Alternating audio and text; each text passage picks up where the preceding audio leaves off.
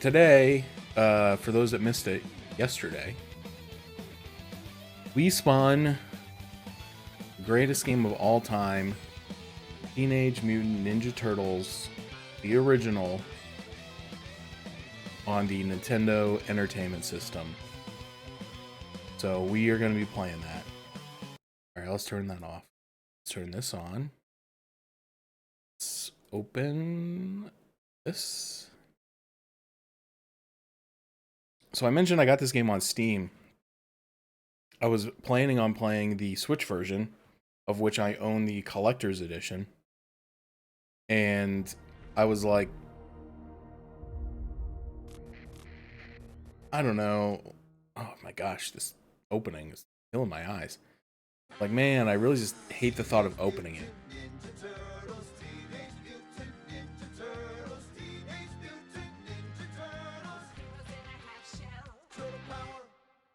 Sure, that'll get me content. It seemed really quiet, but the main menu seems a little louder. You guys will have to let me know if I need to adjust the volumes once we get in. But anyway, I was planning on playing this on the Switch. Oh, you know what I gotta do? Gotta have the right capture thing turned on.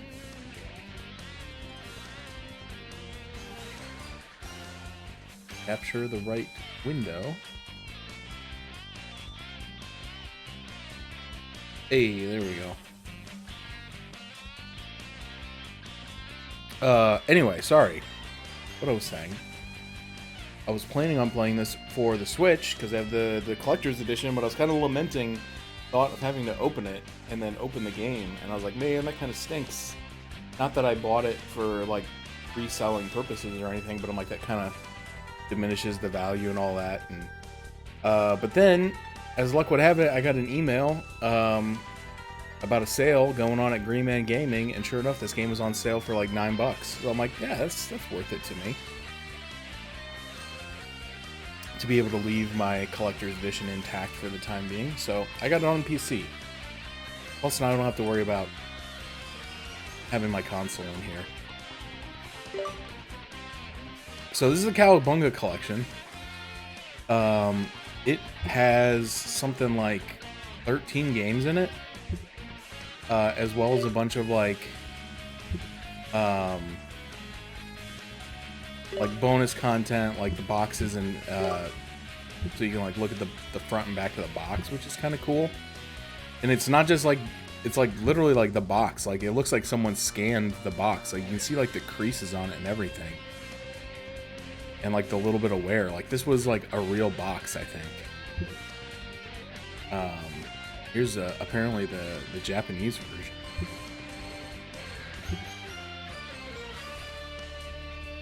Which is funny because the Japanese version uses the cartoon, and the US version used a cover from the comic book.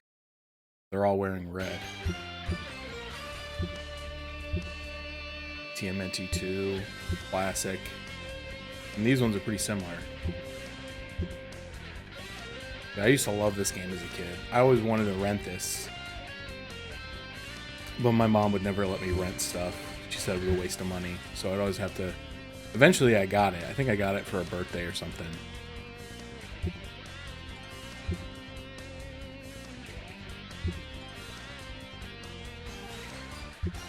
What is this? This is another cover for TMNT 2? Japanese version? No, this is the TMNT 3 game. That's weird. So apparently they had all the games in Japan, but apparently there were 2 TMNT 1. That's strange. And then TMNT 3 was actually TMNT 2. Anyway, we won't look at all this. I thought it'd be interesting to. Now this, I spent a lot of time with this guy here, looking through the manual of the NES version.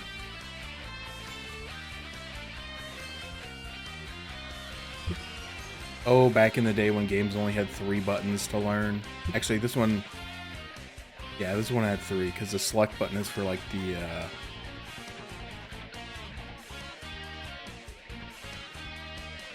switching to the special weapons, like the ninja stars.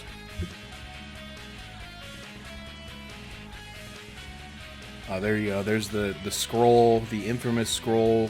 Everybody knows you need a bunch of the scrolls to be able to beat the last level.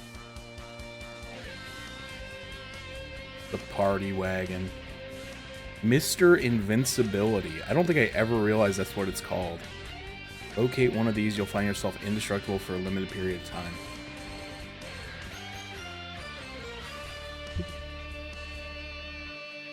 And there you go. There's all the classic TMNT characters like Fire Freak and Searchlight Mechanism. Stick 'em Up, aka the Roof Leaper. Mauser and Big Mauser. Treat your Ultra Games cassette carefully. It's a precision crafted device. Complex electronic circuitry. So true. And that was the whole manual, dude. It's like 5 pages of actual information. No spoilers here. Tell you what. What about the Japanese version? Does it have more?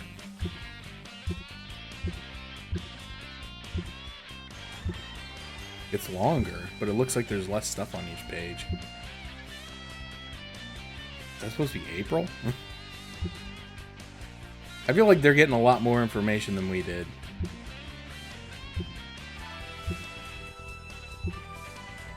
Friggin' 35-page manual compared to the 15 pages of the US version. Also, there's like apparently like strategy guides for the various games. I thought there was a way. I think there is a way to like pull these up in the midst of like the actual game itself.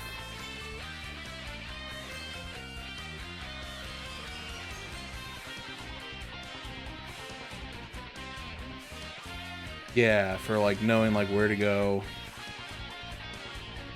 Don't try to jump over this tiny gap in Area 3. Do walk right over it. You can just walk over it.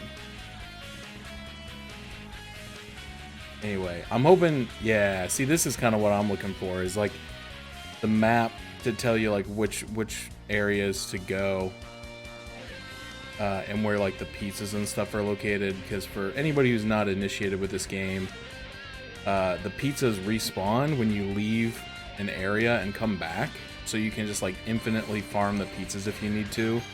So it's always good to know like if there's like a sewer lid where if you go in the exit, you can like quickly get to a pizza. So it's good intel. Anyway,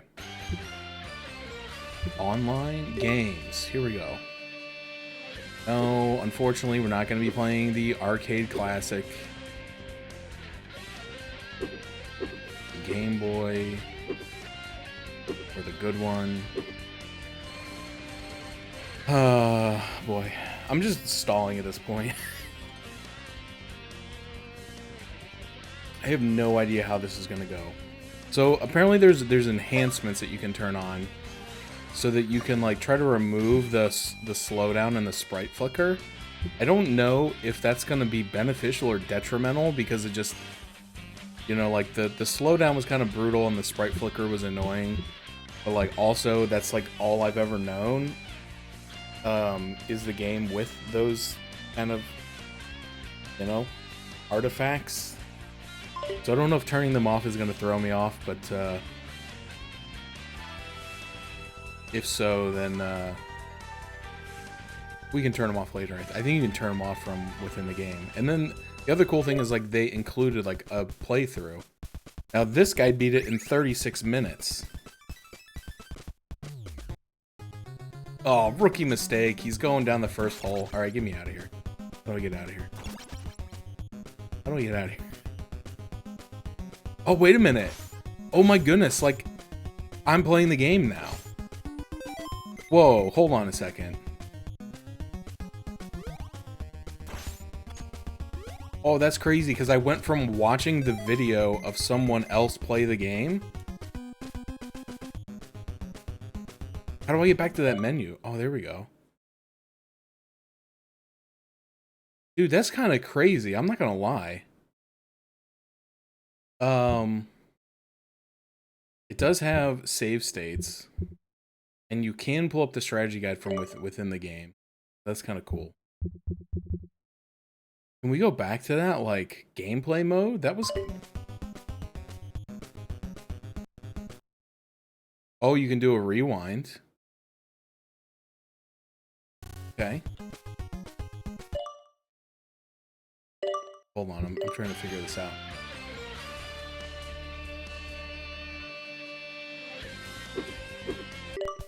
I'm just trying to figure out if there's, like, a way to get back to this once you've, like, decided to take control. Because apparently we could just sit here and watch this guy play it and pretend it's me.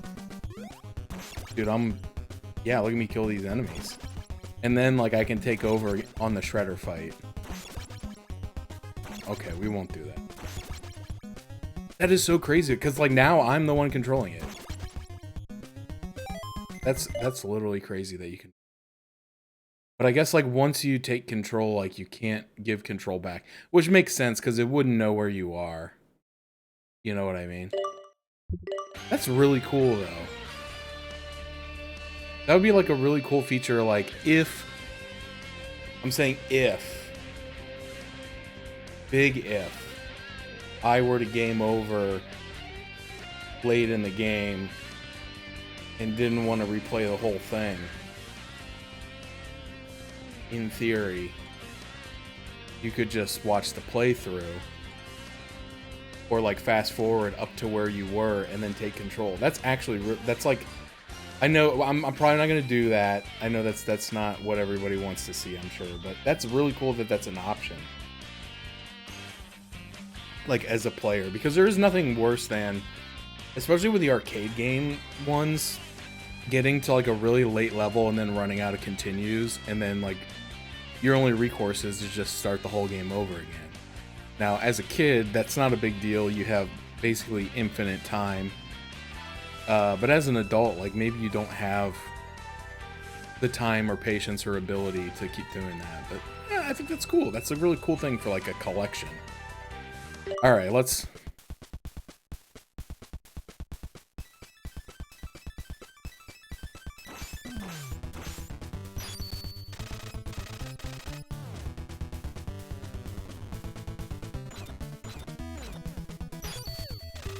Poor Raphael, he really gets the shaft in this game. He's just not very good.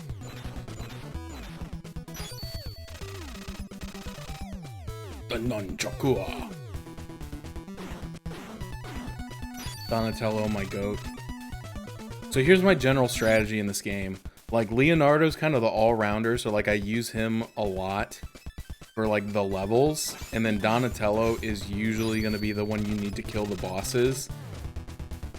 And then like Michelangelo, I will usually try to stock him up on the scrolls anytime I see him drop. And then Raphael is kind of like your sacrificial lamb. Like anytime you're in an area where you don't think you can get through without taking hits, like you just kind of swap him in and let him tank it, and then swap him out.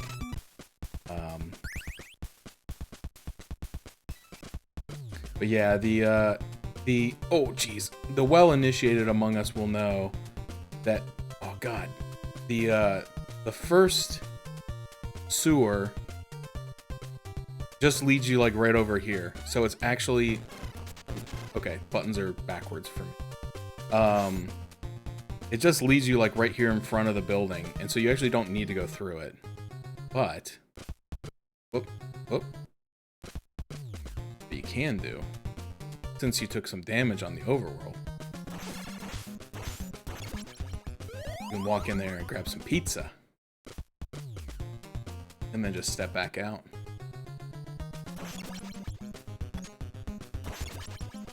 I know this game has like a reputation of being like bad. I think that's unfair. I think it's difficult. And it's probably not what people wanted out of a TMNT game. Especially once the arcade game came out, and the comparisons started up. You know, it's tough. Ah, dang it. I beefed it. Okay, it's harder than I remember.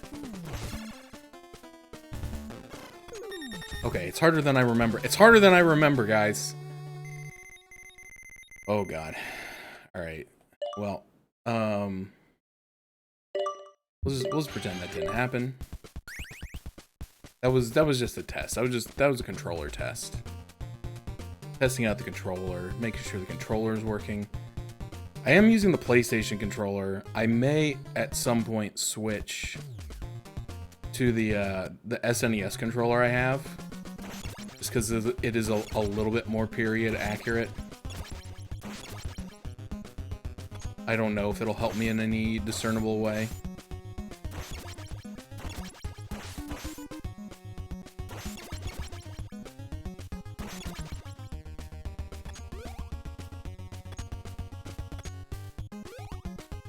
But I'm guessing no. I'm guessing I'm just gonna be bad at this game.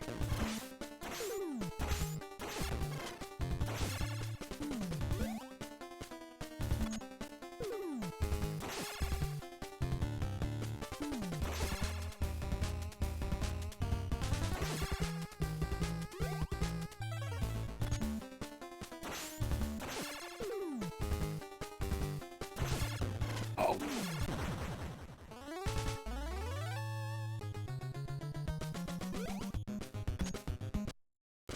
But it has been a good long time since I played this. Alright, I'm trying to... Okay, you can only have one save state, though. It is unlike the other one where you have a lot of save states. So, like, Area 3? Okay, the only thing that's in Area 3 is pizza. And I know what you're thinking. You're like, all that's there is pizza?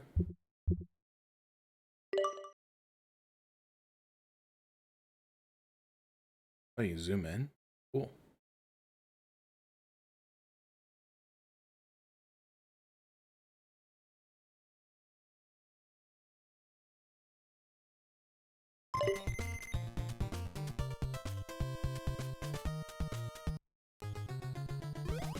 Oh, jeez. There's not really a point in doing this, because the guy will respawn by the time I get over there, so I don't know why I'm bothering to try to take him out. This guy, on the other hand.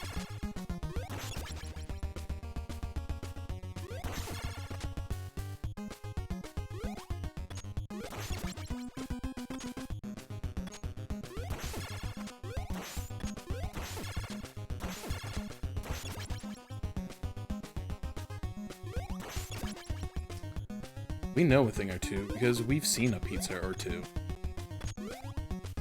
What? Jumped right over it.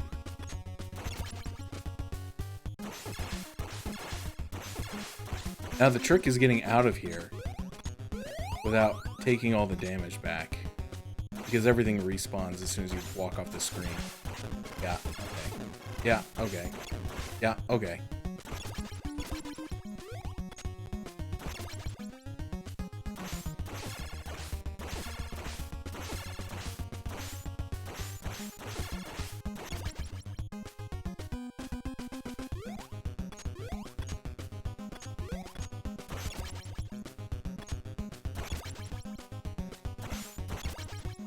Alright, well, it came out net positive there. I can always go back in and do it again.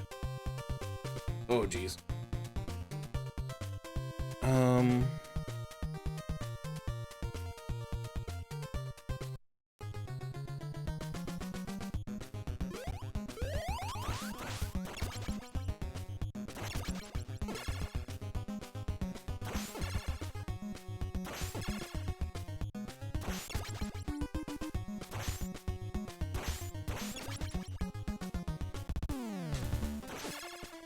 It's just funny because, like, the areas in which a boss will spawn, or a mini boss, I should say, are fixed, but the boss that spawns is, like, randomized. I'll take those. Single shuriken is okay. Triple shuriken is better, and the scroll is the best. The boomerang is somewhere in the middle. The boomerang is nice because if you can catch it, you get to keep it. Just like a real boomerang.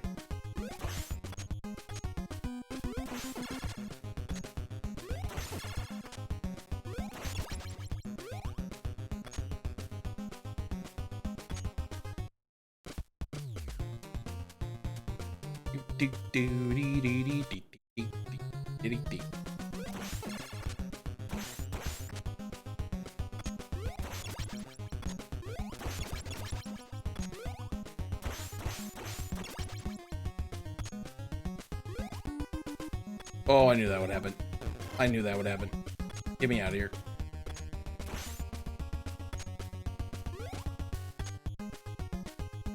Sometimes the best strategy is just avoidance.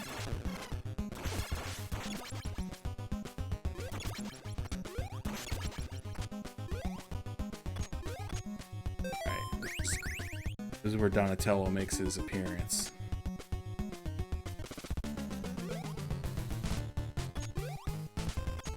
The most well-known secret in gaming.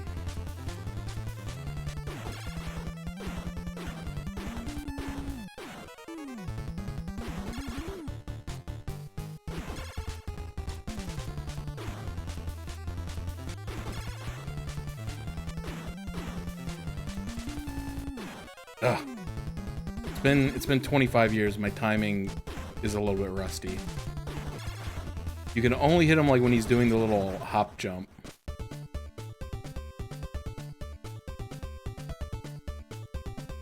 It's funny though because when you look at his character model, like it looks like his hitbox is like lower to the ground when he's doing the little hop step forward.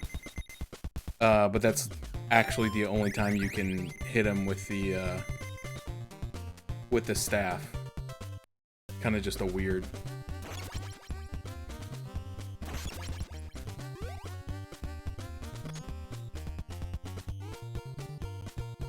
Weird little fun fact about this one.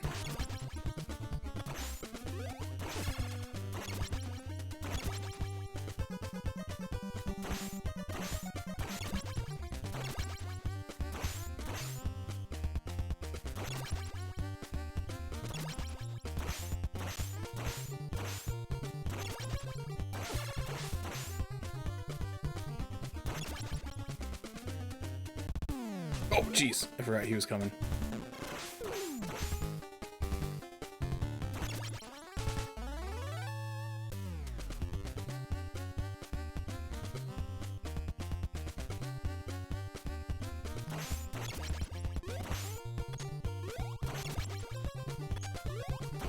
Oh, I knew it was a... Gonna make a lot of noises you've never heard before while playing this game. This is bring out like the guttural...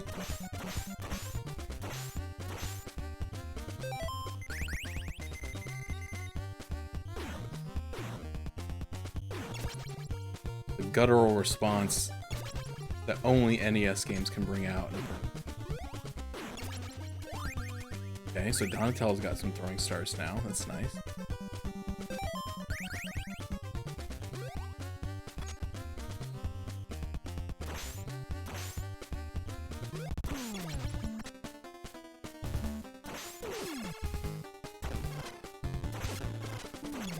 For some reason you can't deflect his ranged attack.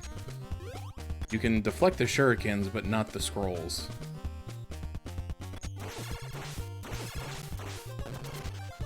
Oh god, pulling down on the ladder.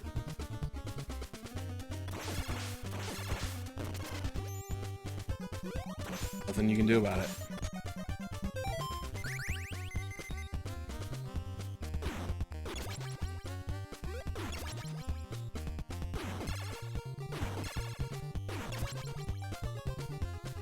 So yeah, in addition to having the longest range, Donatello's bow staff also does the most damage.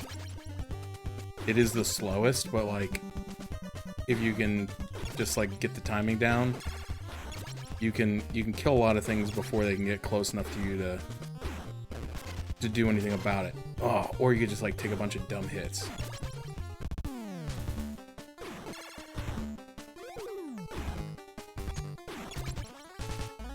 Yeah, see, he kills those guys in like 2 hits, whereas Leo takes like 5. But we can pizza up here.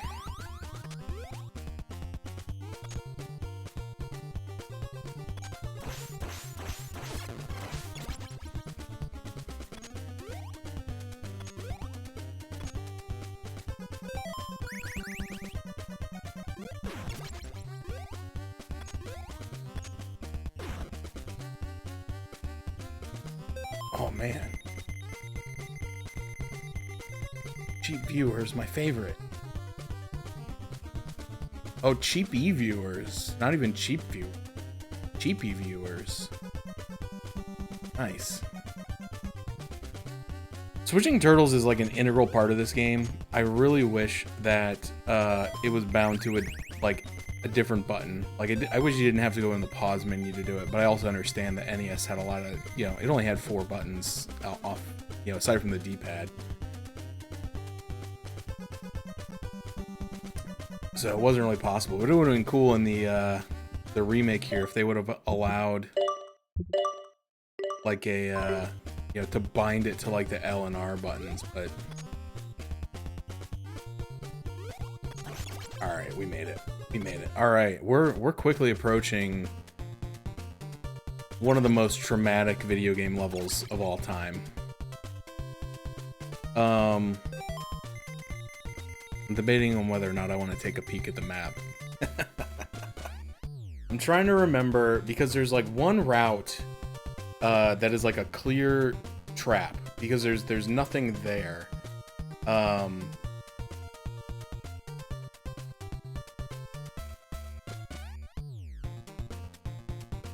I think it's like if you go up,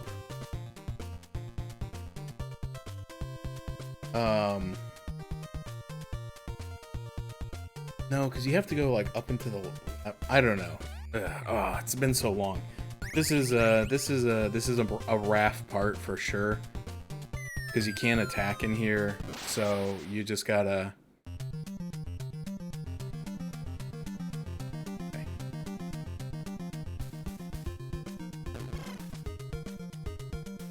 Off to a good start.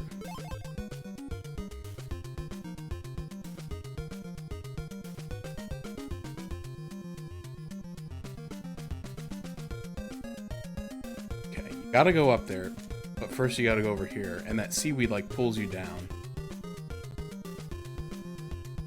Yeah, you don't want to go to the right from here. If you go to the right, you're gonna be in trouble. Shoot, I went too soon. I was already committed.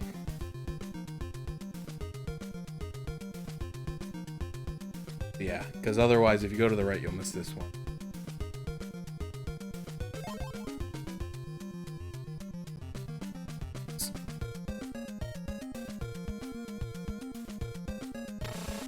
Frick.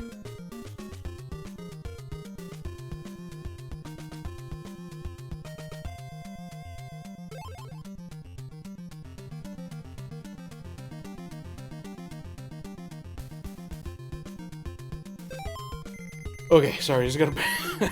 I'm like not breathing. Okay. Gotta take a... It's like it pulls you into it. Like all the obstacles in this level have gravity, which is like super annoying.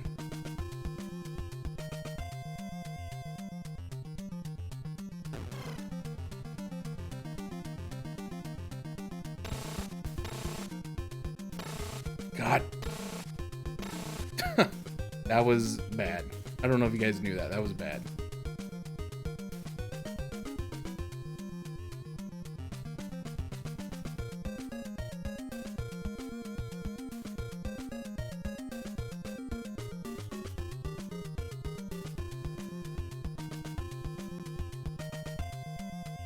Okay, I think this is the second to last one, so we can just make it. God, I knew. See, it's like pulling me backwards. But you have to like start buffering the A button before Like, you have to press it a few times before it actually will, like, go anywhere.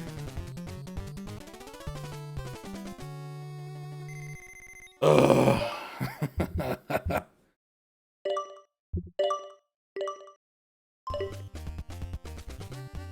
Oh, whoops, I didn't save on the edge. That's okay, I'm right here.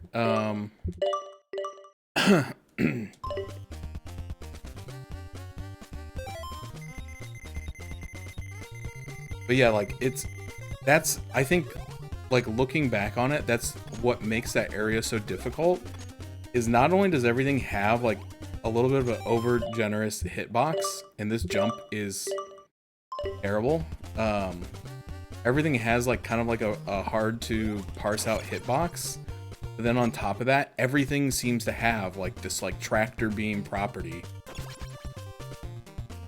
where it, like, pulls you in. It's like all the worst control mechanics have combined to create one of the most notoriously difficult levels in gaming history.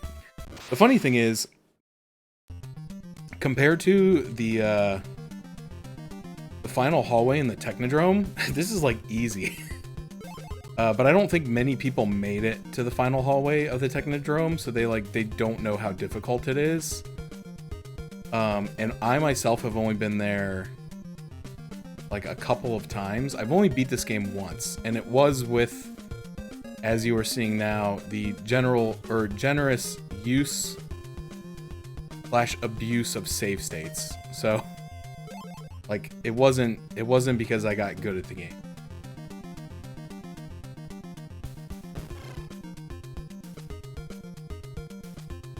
But it was, I think I was 18 years old when I finally beat this game for the first time.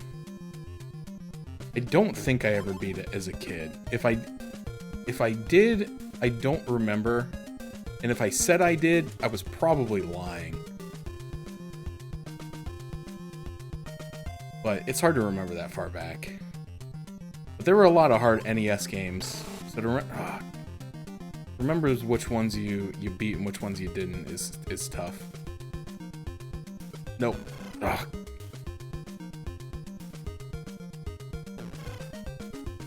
The timing on these is so tight too. It's just like, oh, I'm stuck in the middle.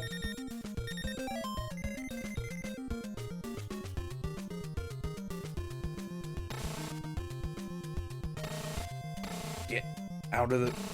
Okay.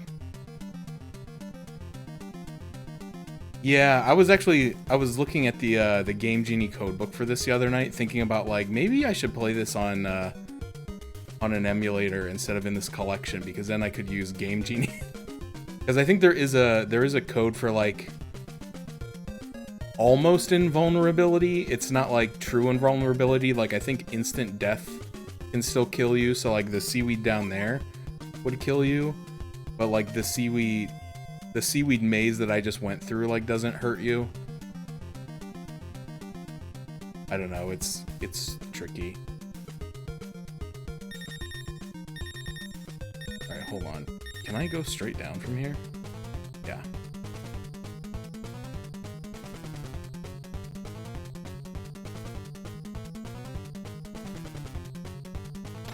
Okay. Breathe. Take it. Let's take it. Okay. What a pose.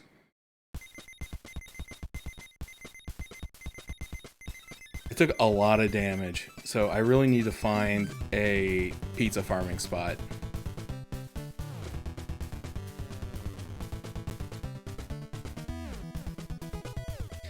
That's the other part about it too, though, is it's on a timer, and the timer is not generous. Like a lot of games, especially that are meant for children, that if they have a time section, it's usually pretty generous.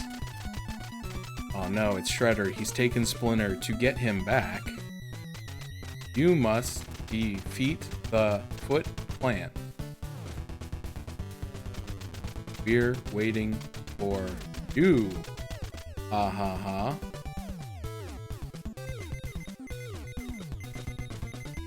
Oh, this is another one that's tough because this one has a really big overworld section. And you gotta find missiles, right? And the missiles are for the van, but it's another thing though. I think you can farm. I think you can like get a couple packs of them, so that because there are barriers that you can break down that lead you to dead ends or like areas that have nothing of value, and so it's easy to accidentally kind of like screw yourself a little bit by using missiles on a barricade that does not need to be broken down.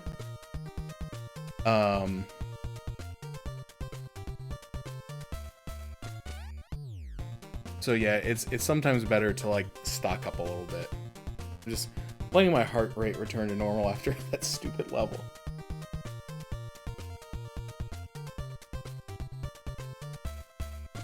Yeah, that's true. Game Genie was my friend after I got one. For sure.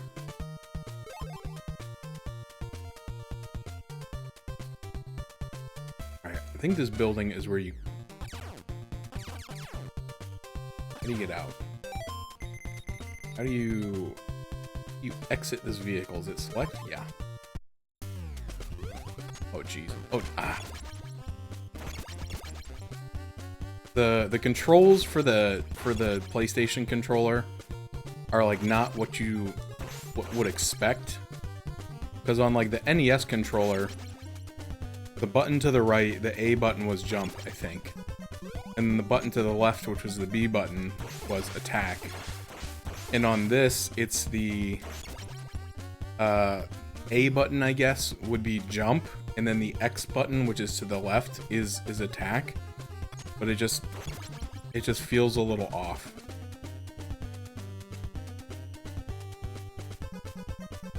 Alright, let's try to get Mike some of his health back.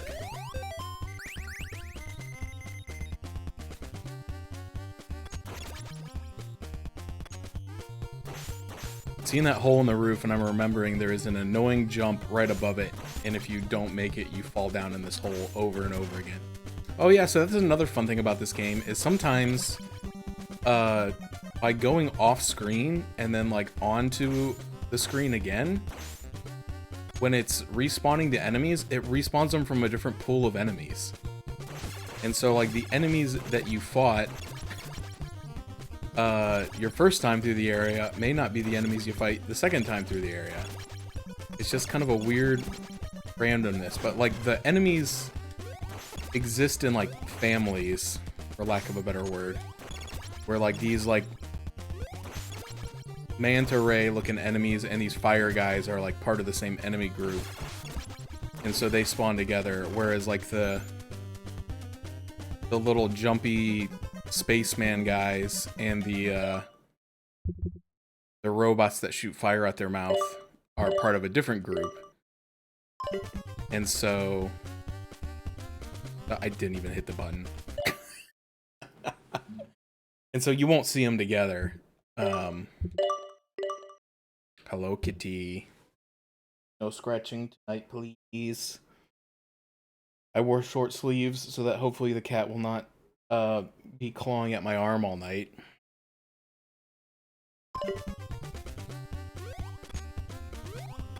First try, every time. I'd really like to get this for Raph, but I think I need to get it for Leo because he has more utility. But I think I'm going to be coming through this building again to get another pack of missiles, so if I can not take a bunch of damage on my way through the building, I could then...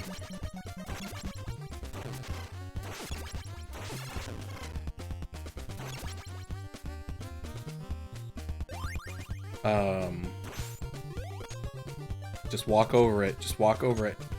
I could then get some extra pizza for my dude, Raphael.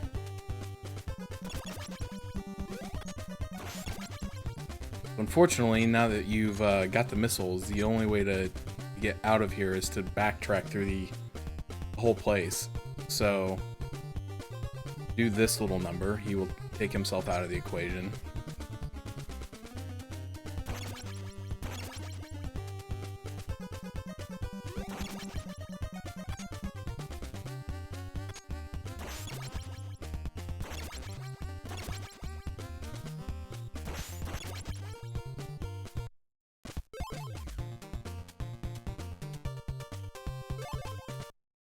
Alright, we're gonna go back in for a second pack because I don't remember the way all that... Well, I guess I could just look at the... No, don't kill this guy. Ah, you idiot.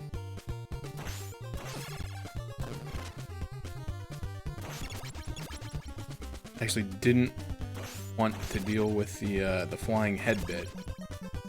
And I didn't need to kill that guy because he's gonna respawn.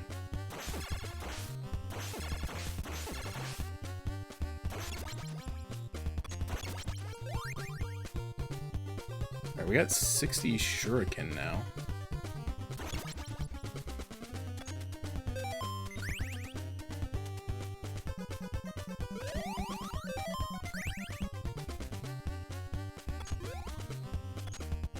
Oh. Because that's the thing that throws you off too, is when like the enemy group changes midway through a level, you may be expecting one type of enemy to pop in, and then a completely different type pops in, and you're not ready for dealing with it. I was not ready for that little fast-moving spider guy to be popping out.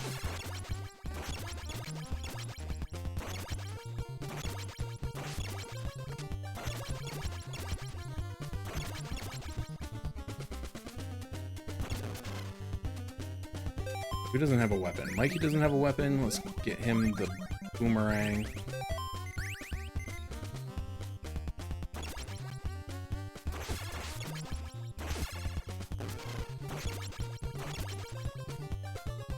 Yeah, see, that's the problem with these guys, is if they back you up at all... I didn't save. If they back you up at all, then they're gonna respawn. Super annoying.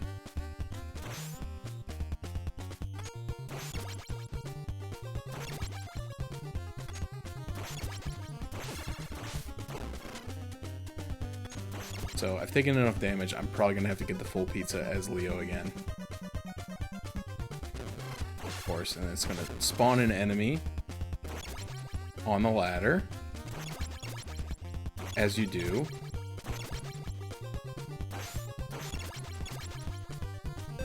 I'm gonna switch to Dawn here.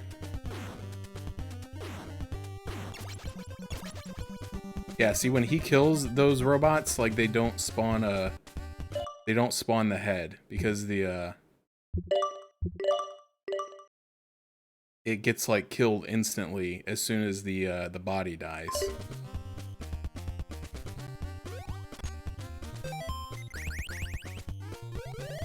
So it is kind of an advantage to have him out when you're facing these guys.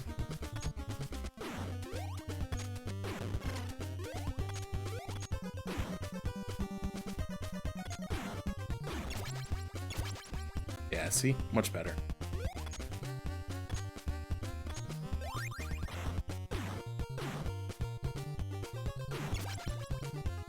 Much better.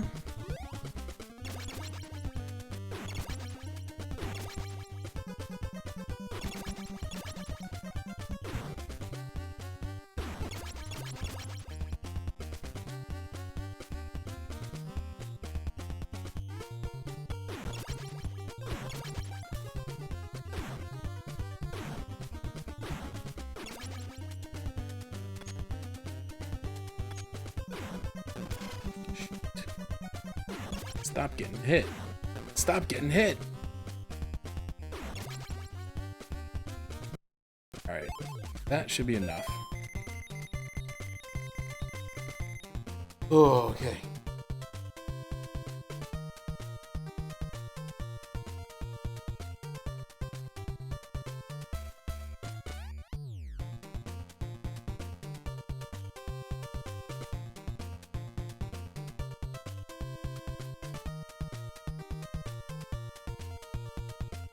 Alright, so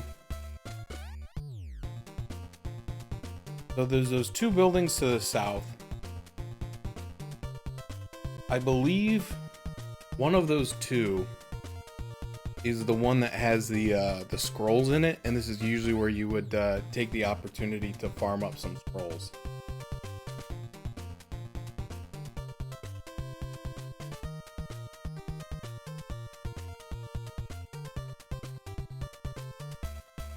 I'm trying to remember where exactly you're supposed to go. Like, what I'm trying to get.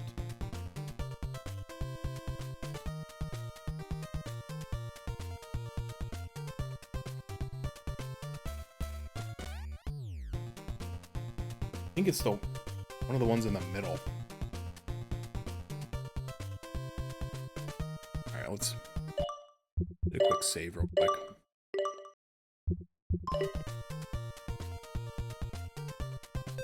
The other kind of weird thing about this game is, like, whatever turtle you're using is, like, their health bar is the health bar of the van.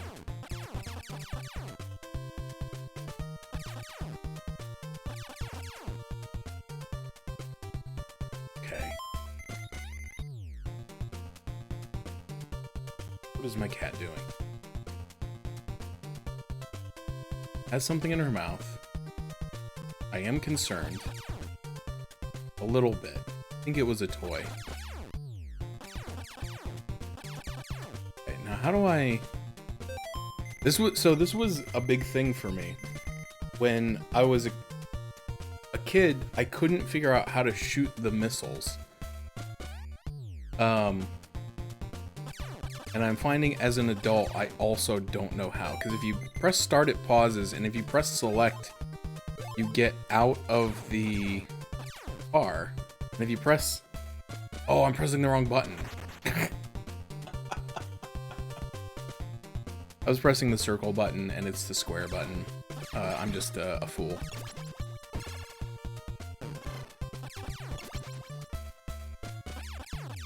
Oh boy. So you can kill the steamrollers as the van, which is nice.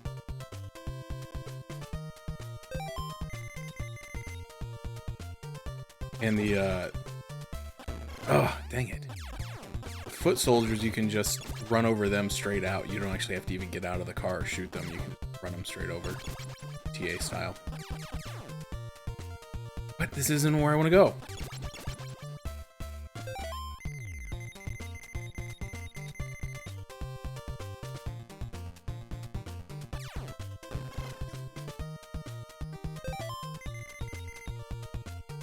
Okay, here we go. I'm trying to remember how to read this map. So, like, the red parts are actually the road, not the blue parts.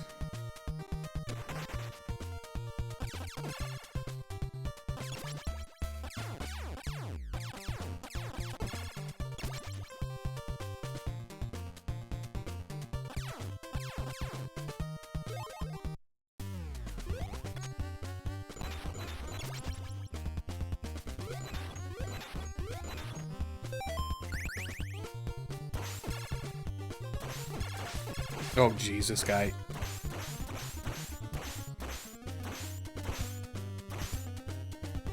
Alright, he dematerialized himself.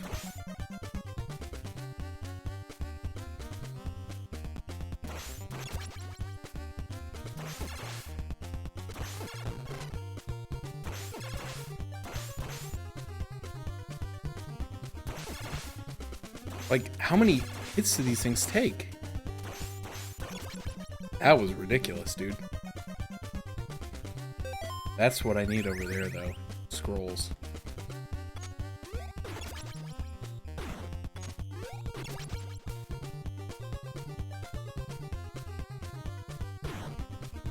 I don't want to have to... Do I really have to go through this whole place over and over again?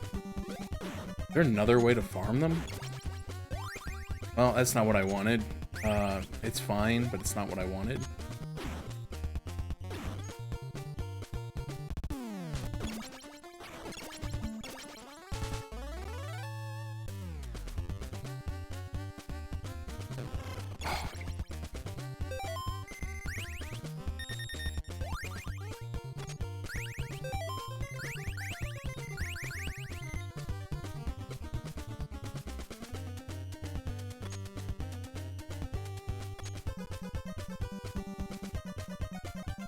Okay, we got those ropes.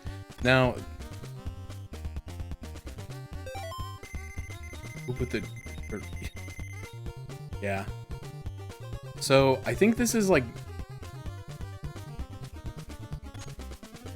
I think this is the trick to like fall in the water on purpose. And then it takes you outside the building.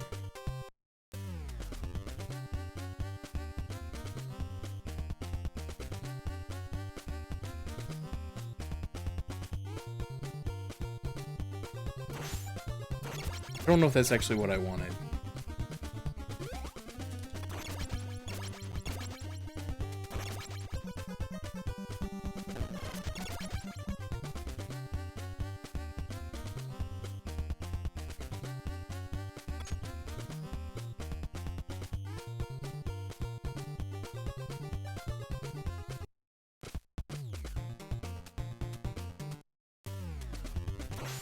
Oh, it's our first look at Frogman.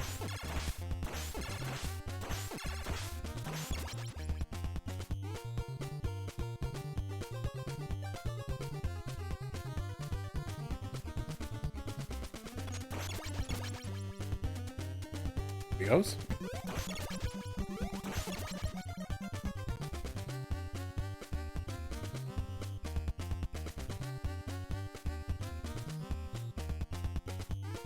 Sometimes the best way to be good at this game is to know how to despawn stuff.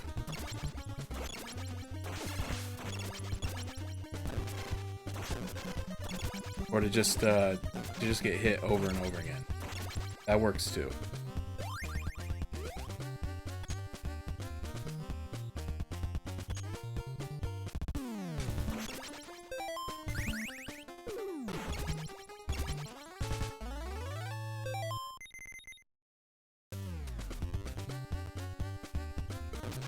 God. No, don't switch, because he's still lurking up there.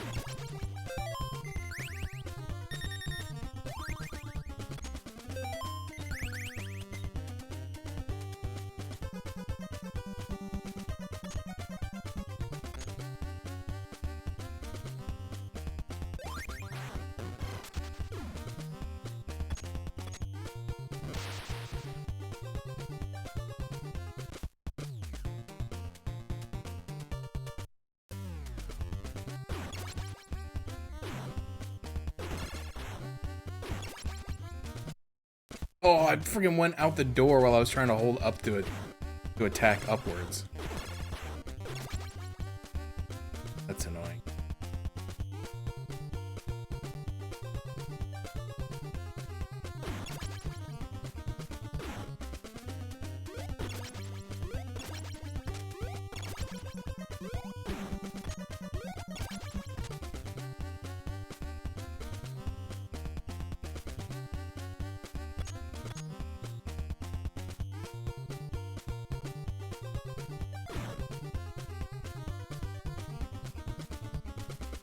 Now see, this time it only spawned 2 guys instead of 4.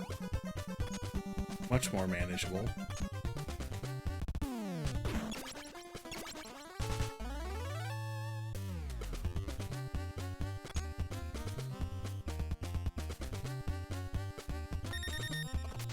I'm gonna end up getting Donatello killed. Trying to farm scrolls. And I almost just grabbed them with him instead of... I need pizza. Both in real life and in this game.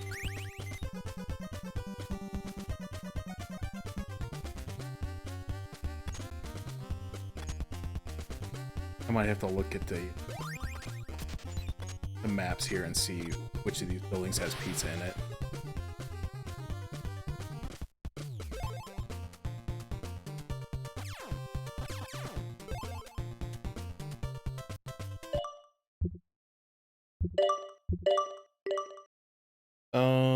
Strategy guide. Okay. Well, the building I came from has pizza in it.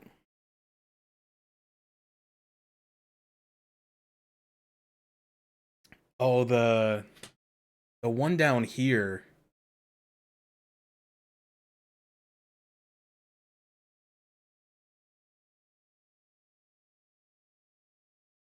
To the left of where I keep falling in the water on purpose actually has a pizza, but I think it's really hard to get to. Like, it's kind of covering up the map a little bit, but I think there's like a really difficult jump to make in there.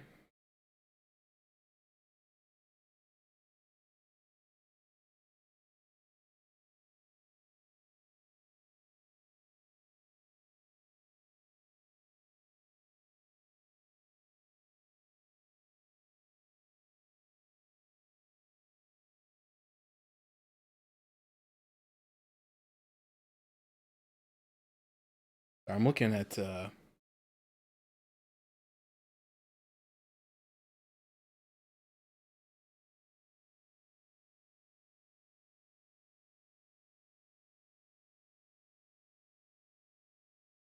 different map that shows jump a little bit better. It's pretty tight to get in there, but I can probably do it with the save state.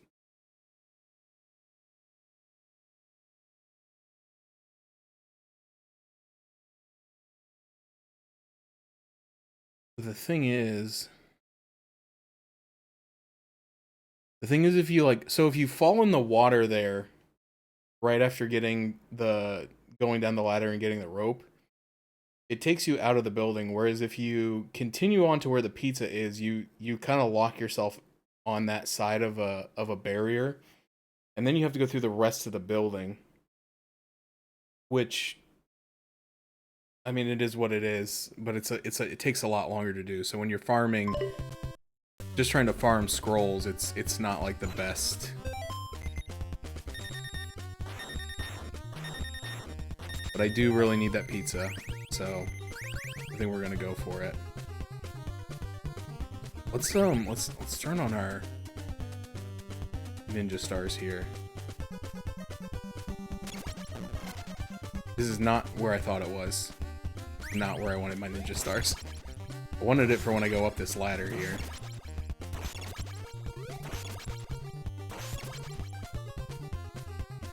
Because the thing is, I really need like 4 pizzas.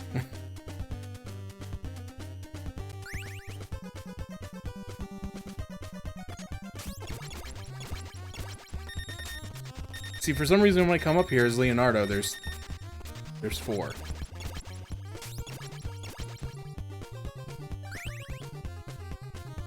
I don't understand that.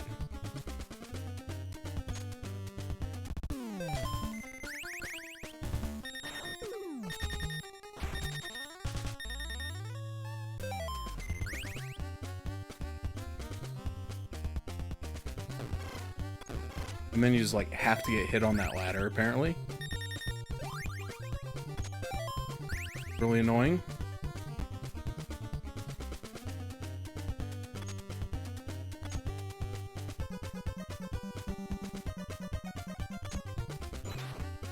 Okay, we avoided that one. Okay, so there's the pizza. You can see the problem.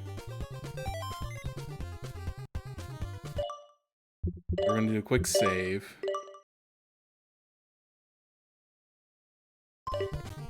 Switch to Dawn.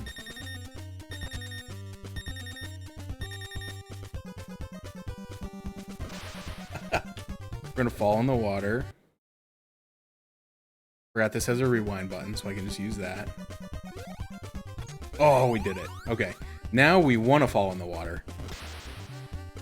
Because I forgot we can just fall in the water and then we don't have to do the rest of the warehouse. Okay, don't go out the door again.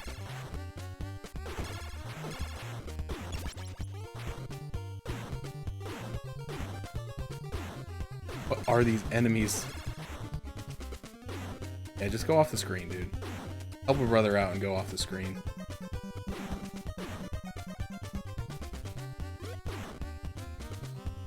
Yeah, there you go. Just jump through the wall. Alright, that did no damage, apparently.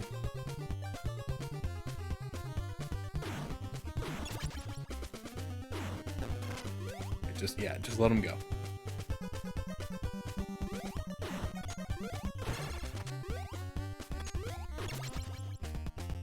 Just let him go.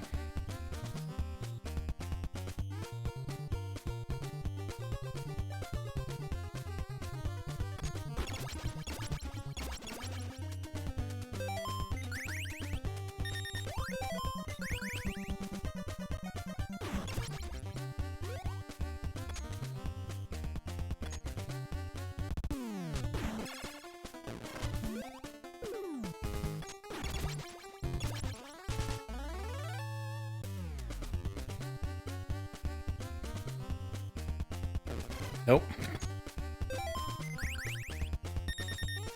Okay, he's got 99.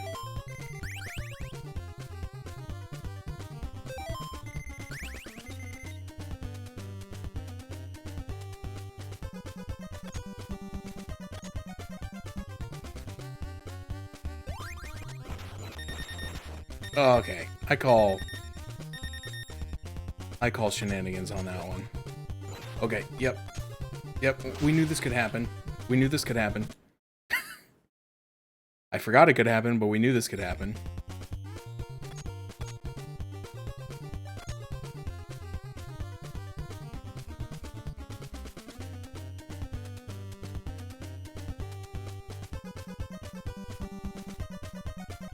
There we go.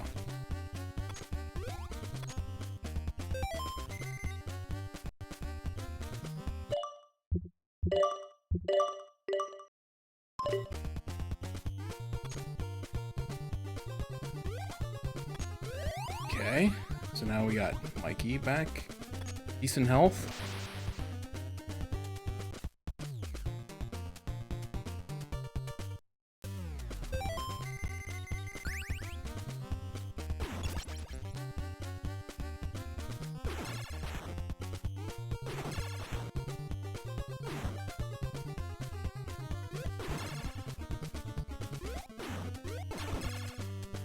Yeah. Oh, perfect. I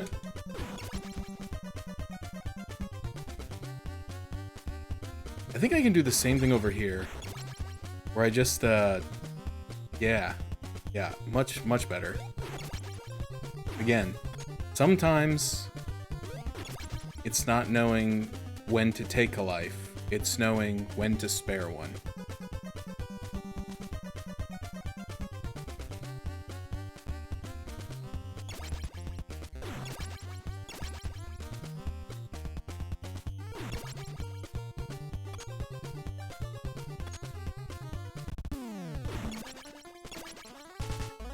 This is the one that I want to figure out, because there's got to be a way to come down this ladder and not get hit. Yes. Like that. Okay, now Raph's got Max, so I think I'm gonna try to get Mike to have them as well. I don't know if I need this many, but like honestly, it makes the final area so much easier. It's not even funny. I shouldn't have come down. I should have stayed up.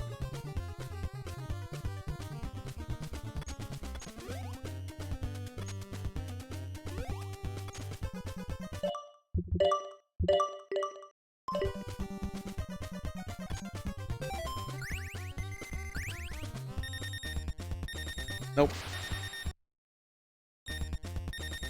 Dude, imagine having a rewind button as a kid. In this game, specifically. I would have lost my mind.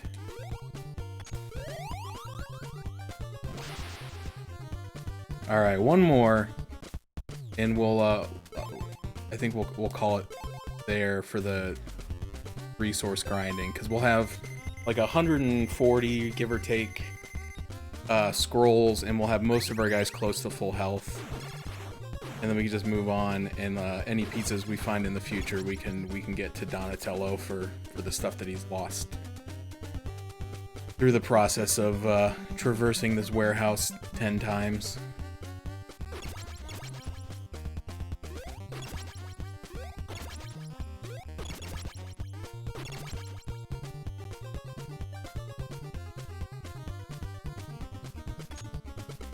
But it's one of those things where you pay a little now or you pay a lot later, you know? Okay, he got 4 as well. Okay, no, we don't. Actually, do we want those? Are those better than boomerangs? I think they might be.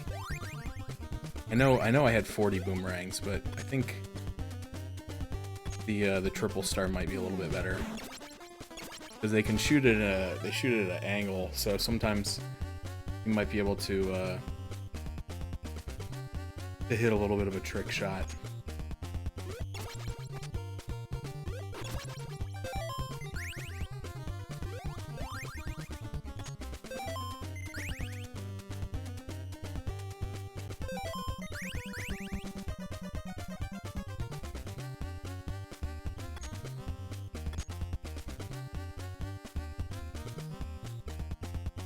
Okay, nope, don't panic. Just...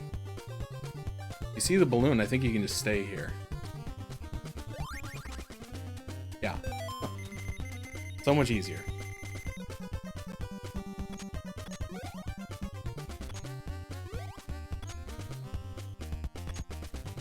Nope. Nope. Nope.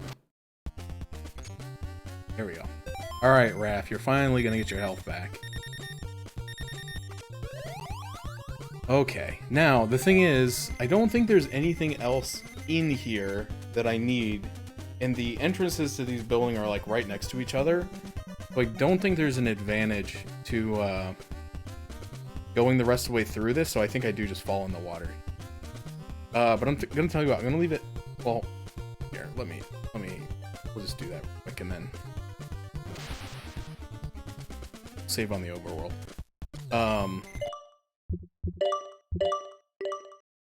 But I need to use the restroom real quick, so we're gonna take a quick break here, and I'll be back in a couple of minutes.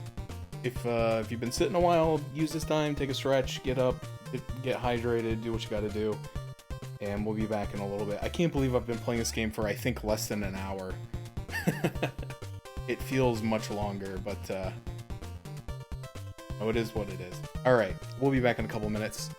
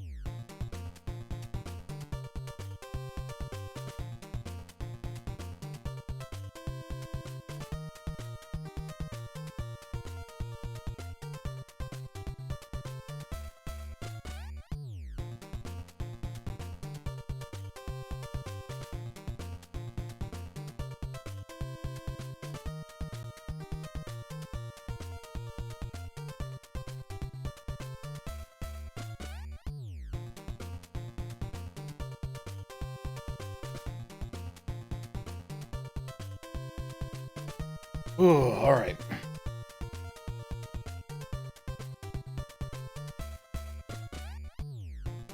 Trying to eat some food very quickly.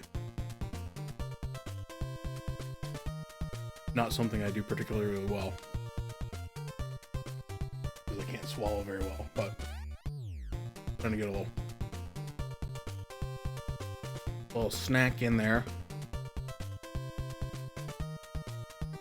so I can take my pills.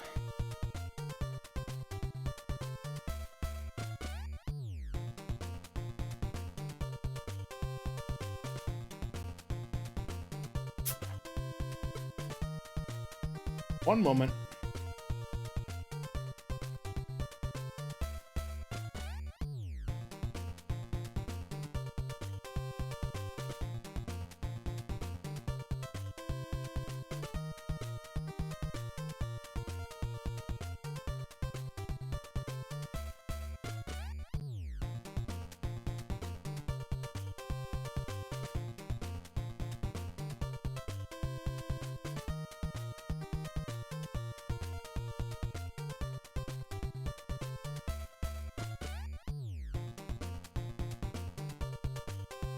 You know, I didn't think about with the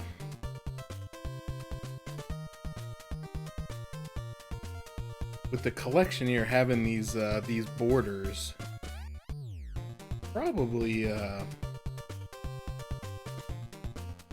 increase the screen size a little.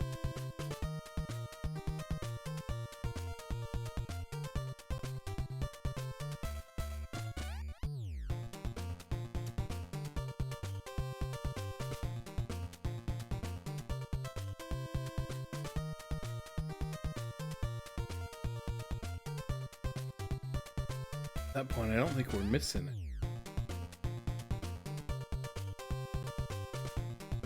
And then the game's bigger. For you all at home. How do you like that? Alright. I say actually could probably do it for most of the games in this collection, because I think they're all in 4:3 format. I don't think any of the games in this collection work in widescreen, so. Alrighty. So I was consulting this other map, try to figure out where I need to go. I think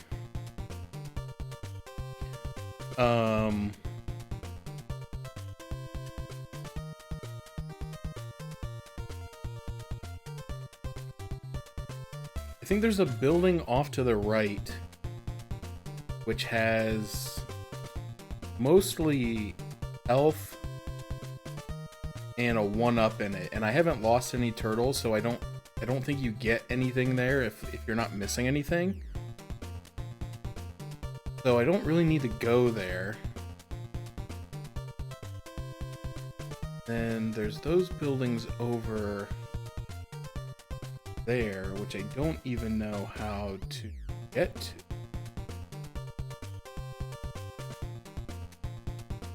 If I'm being perfectly honest. Oh, is there? Okay, never mind. There's a small walkway that you have to walk through. But I think these are another one that has some missiles and some pizza in it, but if you don't need the missiles, you don't need to go in there. I think I can go straight for the progress, which is kind of in the middle there. Now, this is not a speed run. This is like the opposite of a speed run. This is probably like the slowest run you're ever gonna see. Alright, so you need to go to the left and down and follow that that long pathway that goes like around the outside edge of the bottom left corner. Yeah, no, I'm not a speedrunner. I never will be.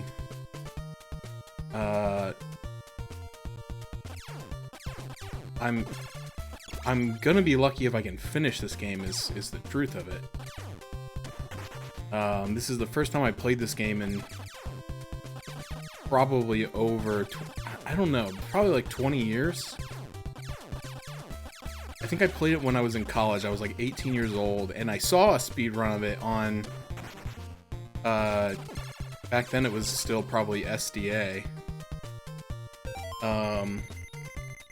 Okay, from here, I think I want to take the bottom pathway up and around the right-hand side. I don't need to go to those two things above me. They don't have much.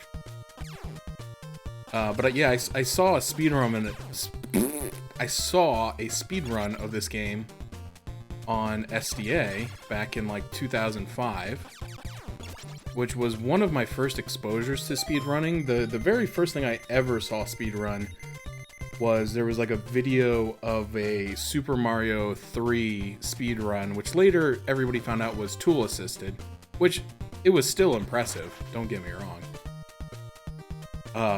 But it was not an RTA. But yeah, I saw this on SDA and I was like just like blown back because I remember this game being so incredibly difficult. And to just see someone like essentially manhandle it was really impressive to me and kind of inspiring. And I'm like, I wonder if I could ever go back and beat that game. Oh, you... Of course. Okay, I think this is where I need to be. Save before we go in here, because I don't know what it holds. And with... Like, now, I'm playing this on the Cowabunga collection. It has a lot of, we'll call them quality of life updates. Other people would call them cheats. It has save states. It has a rewind function. And I've been using them liberally. Because I'm really just trying to get through this.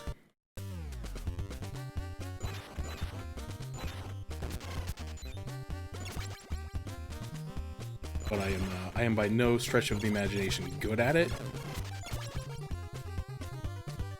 Oh my god. Just respawning. Hold on, I'm just respawning enemies. Let's do a little quick rewind because I don't want to be Michelangelo for this. Here we go. Much better.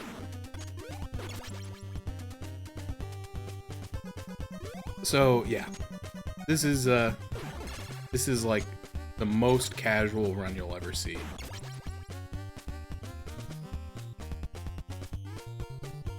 They changed the theme.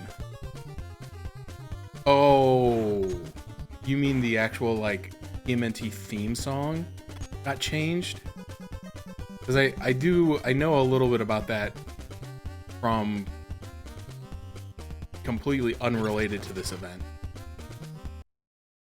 That there. Yeah, so like there was like a rights thing with like the theme song because this happened probably like a year or two ago. I don't remember why. I don't remember what was the driving force, but I wanted to listen to the classic TMNT theme song.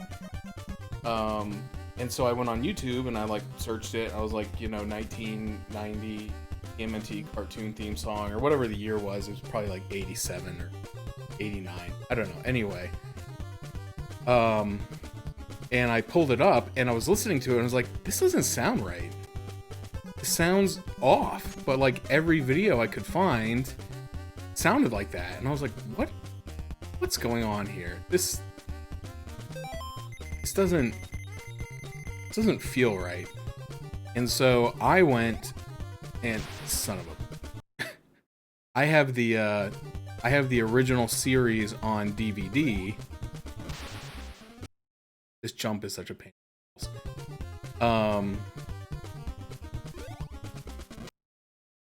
And so I pulled it up and I was like, yeah, that's different.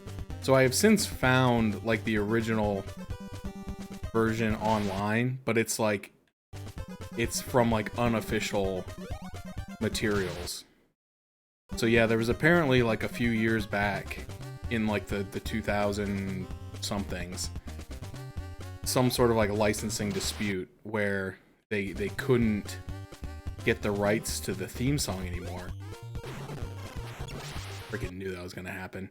And so they re-recorded it with a completely different artist. What am I supposed to do here? Like, this is the stuff that makes me mad. It's like there's nothing for it. All right, let me try. Hate wasting these, but let me try a. Yeah, there we go. That's the stuff. And so yeah, it's a shame that it's kind of been like written out of history. But I should stop doing that. I should stop. I gotta stop just like rewinding every time I take a hit. Except for that one. That one was bullshit. That one also. There we go. Get right to the edge of the screen.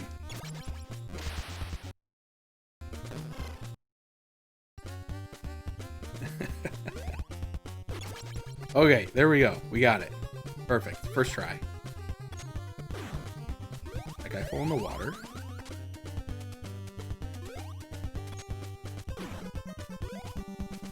Yeah, you kind of have to do that in this game. You have to like try to like go as far as the screen will let you go. And then, like, spawn the enemies.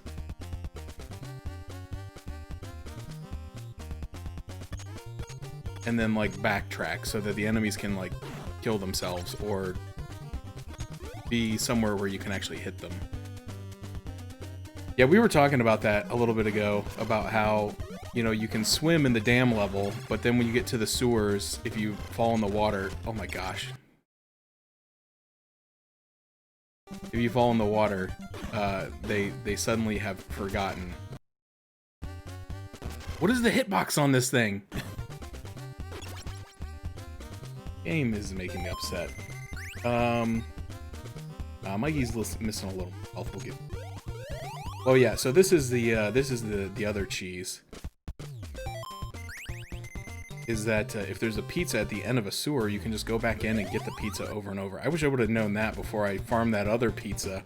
That was much more difficult to get. That's okay. It was a learning, growing experience. Okay, I think this is the end of the area. I think on the rooftop of this is where the boss fight with Mecha Turtles at.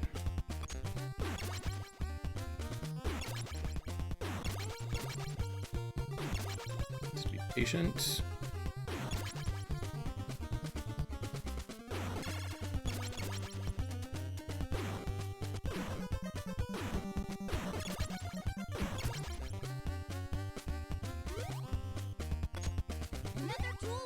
So yeah, I have not played this game in a very long time. Thank you for the follow. I'm sorry, my alerts are apparently not on this scene. I will have to fix that after stream. Whoops. I heard the alert. I couldn't see the alert, fortunately. That's okay. All good. Thank you. Appreciate the follow.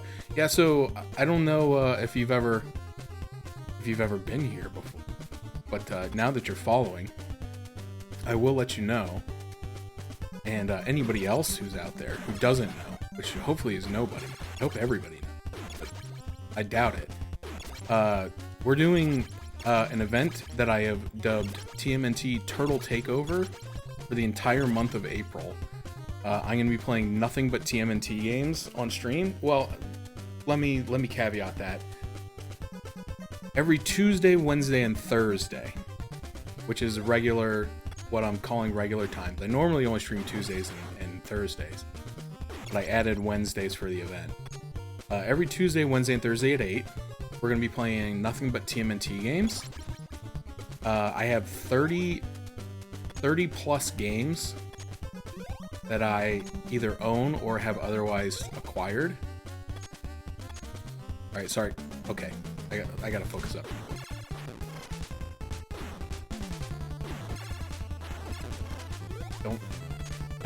Don't get Don in trouble.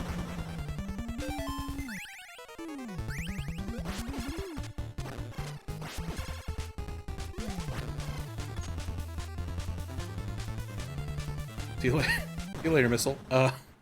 But I got 30 plus games, and we're going to be playing nothing but TMNT games during the week. Now, I may choose to do like a weekend stream to play like a different game if I want. Like, I've been off stream, I've been playing Pokemon Pokopia, and I've been every once in a while playing that on stream just as like kind of like a check-in for people if they're interested in seeing some of the progress. And I also recently downloaded Pokemon Champions, and I'm not normally like a huge Pokemon guy. It's not like it's all I play. But Pokopia just came out, and I really, really like that game. And so I've been having a lot of fun with it. And then Champions just came out yesterday. So like Pokemon fans are kind of like eating good in the neighborhood recently, because apparently Legends ZA is really good. I haven't played it yet. But Pokopia was awesome. And Champions is out now. And I'm probably not going to play a ton of that. And I kind of doubt that I'll stream. But I might. Depends on if I get bored or something on a weekend. But that'll be on weekends. But during the week, I'm going to be playing TMNT. Tuesday, Wednesday, Thursday, 8 o'clock Eastern Time. And so the way I have it set up is that I do not have competitive teams. I don't have anything to bring over from Pokemon Home. Like, I played through Scarlet and Violet casually, and I played through Sword and Shield casually. I haven't played ZA. I don't play Pokemon Go, so like I don't have anything to bring in.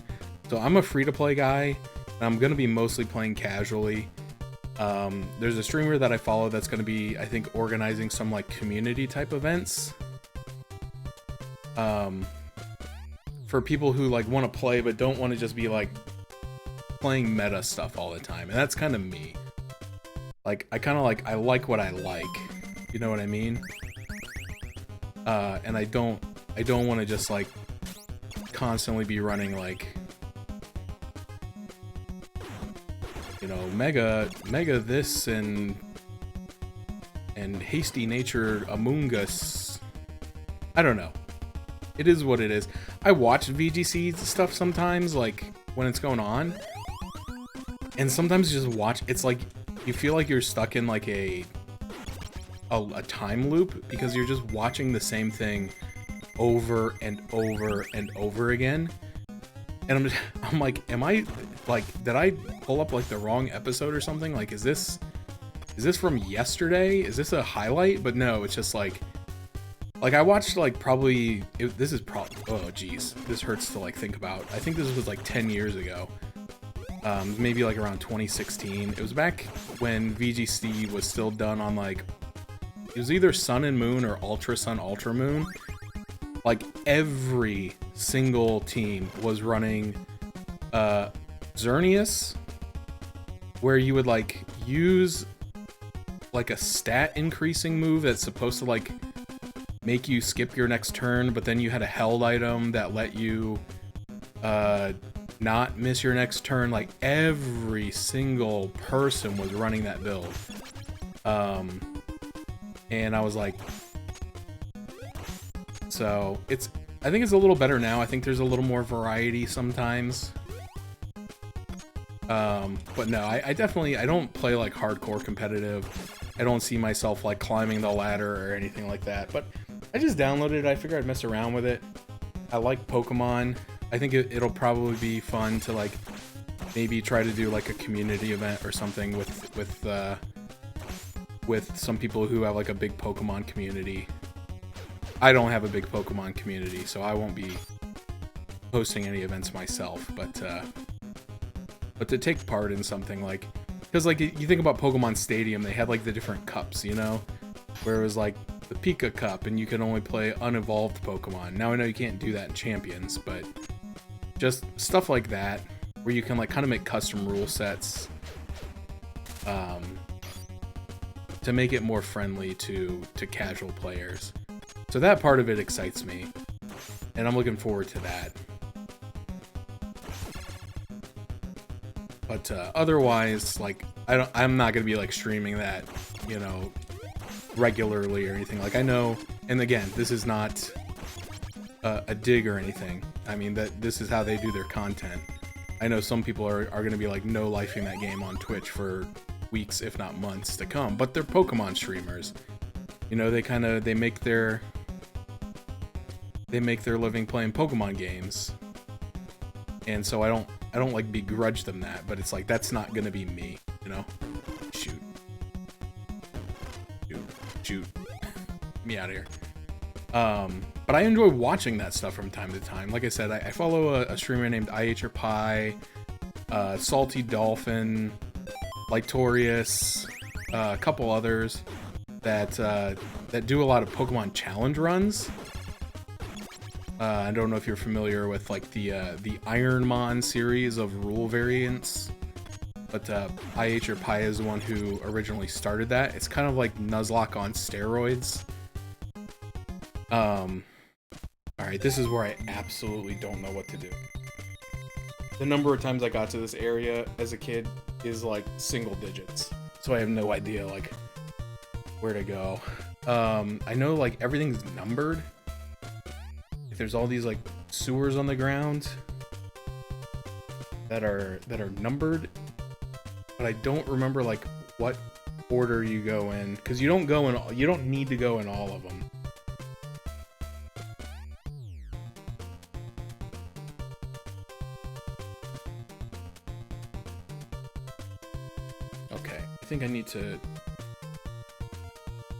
I think I'm still on this is the only place I can go right. But then I think, okay.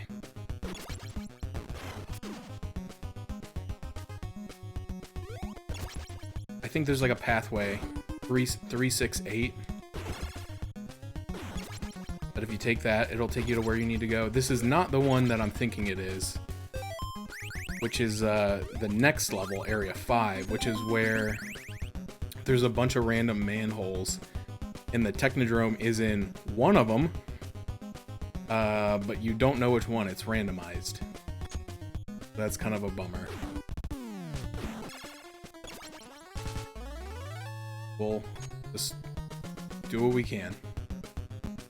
Like I said, I'm making pretty generous use of the save state technology, so I'll probably save before I go in each tunnel, and if I'll work my way through it, but then if I get to the end and it's a dead end, I'll probably just load state so that I don't have to backtrack out of everything. I remember when I did play this in like 2005, the one time that I beat the game, the first manhole that I went down is where the Technodrome was, and I just thought that was like, I just thought that's where it always was.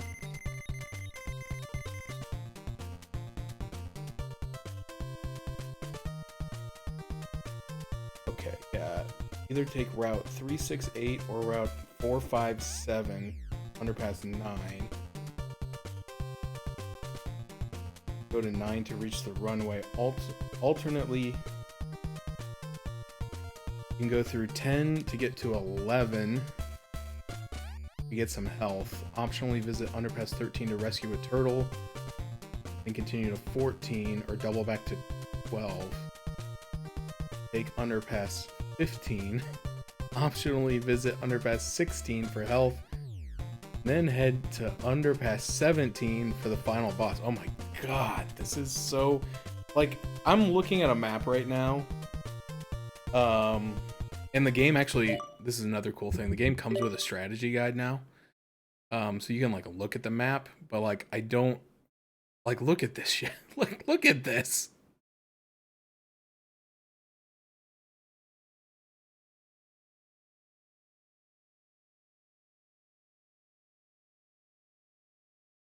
So it does make it clear that you need to get to 17. So I guess you could kind of reverse engineer your way either back through...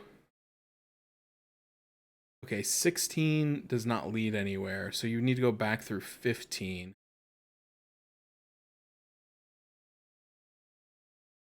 And then 15 connects to either 14 or 12. Oh my god, this is so ridiculous. But anyway, we'll try. We'll try here. We're gonna try to go 368, I think. I don't know if one is better than the other. But at this point, we're just gonna try.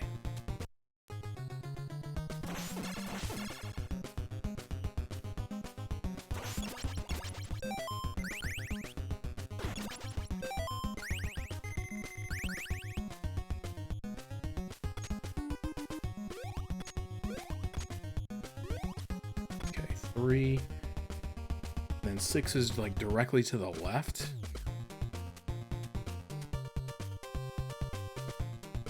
Alright, this doesn't seem too intimidating with a map.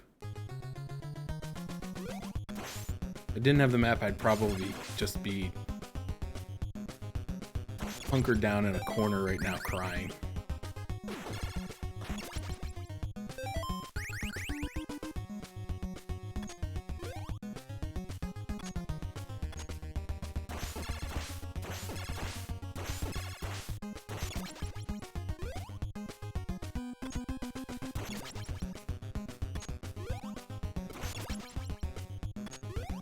No, no.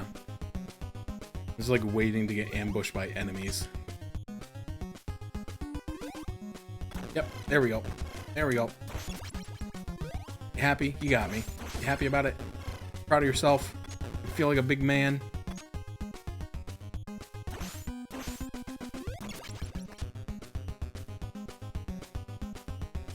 Walk over it while it's blinking. What a jump. Oh, jeez. Come on.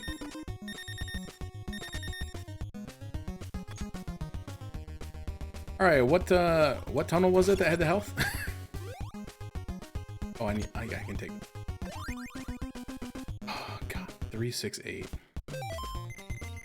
Where did it say I could get health at? Like 368 or 457 to reach 9. Travel through 9.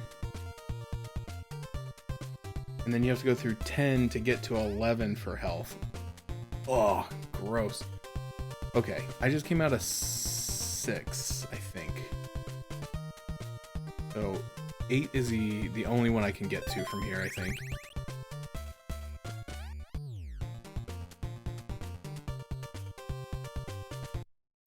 See, even back then, they knew what was coming. They refused to make it so that you need to go from room 6 to room 7.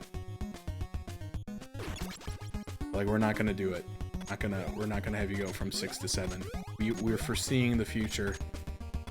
We're doing this for your own good. Okay, so that's 8. That's 7, and this is 9.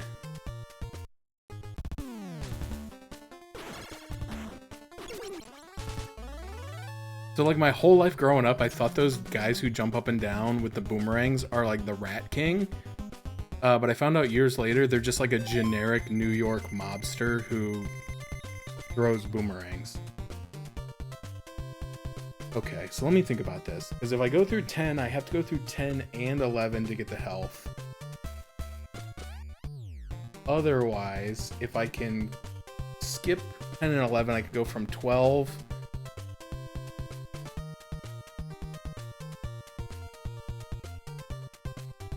I think I can go from 12 to...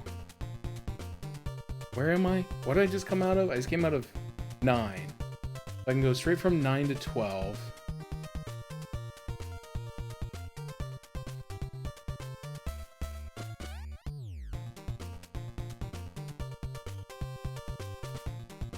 And then 12 will drop me out here by 15. Take underpass 15. Optionally visit 16 for health. So I can go from 12 to 15, and then there's health in 16. Let me look at rooms. Not look that bad. Got a half pizza and a full. And a Mr. Invincibility. Okay, so that's what I'm going to go for. So I'm going to go from 12 to 15, then to 16, then on to 17, and that's where the boss is at. All right, this is not that bad. Not that bad. Okay. That's 10. You don't want to go to 10 unless you want to go to 11. Holy shnikes, that guy's never dropped a bomb on me before. What? How?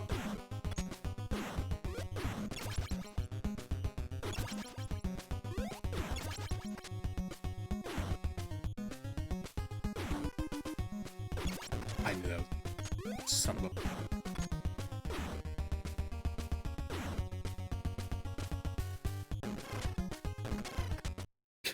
Take me back. Take me back.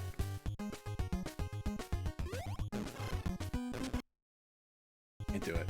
Alright, gotta kill that one. This one, jump over. This one we kill. That one we just dodge. Ooh. Ooh. Ooh.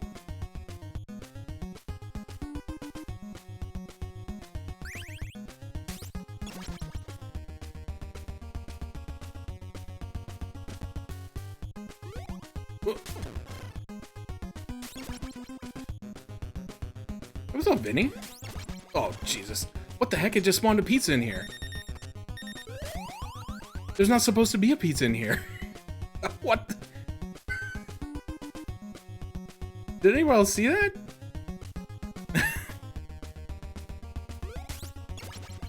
That's crazy. I mean, I'm not complaining because I sure needed it.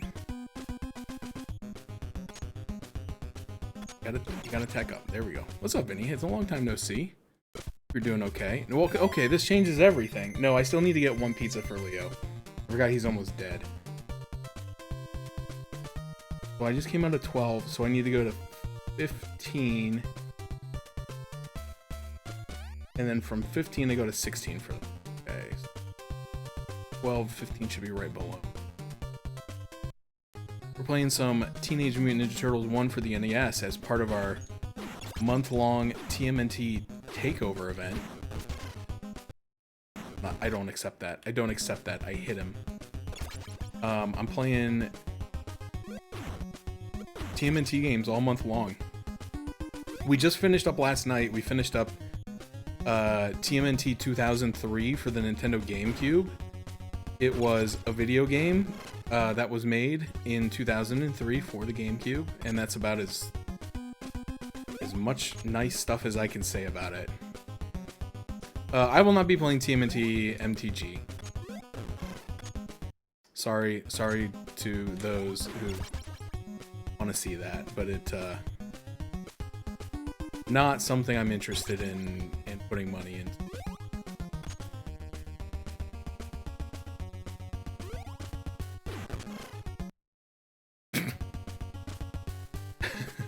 But I am playing this on the Cowabunga collection, so I have access to a bevy of cheat options such as rewind and save states and a built-in strategy guide.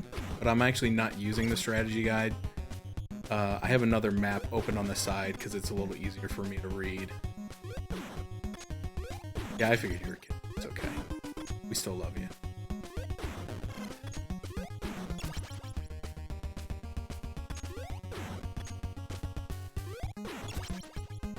Alright, here's the question. Is that a trap?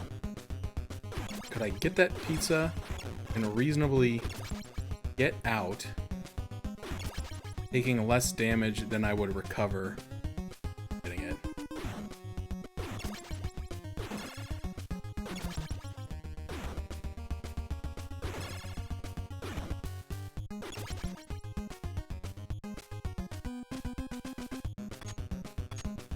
I think the answer is yes.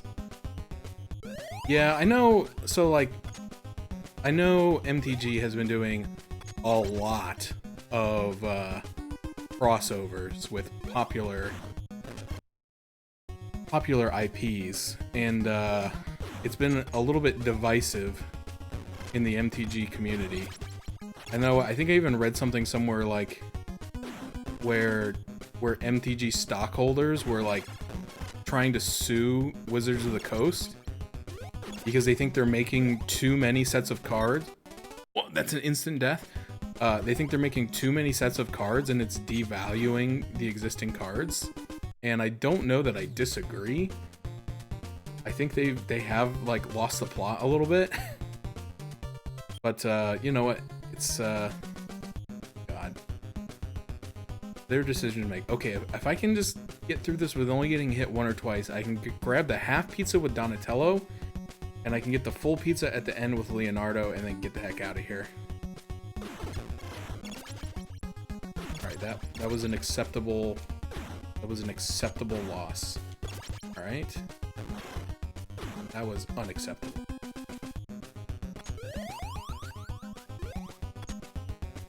Now this stuff's gonna respawn. Now we get the Mr. Invincible.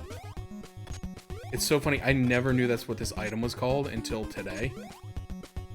We were looking at the, of course, it runs out right before I get to the enemies. We were looking at the game manual, and it shows what all the items are and what they're called, and apparently that item is called Mr. Invincible.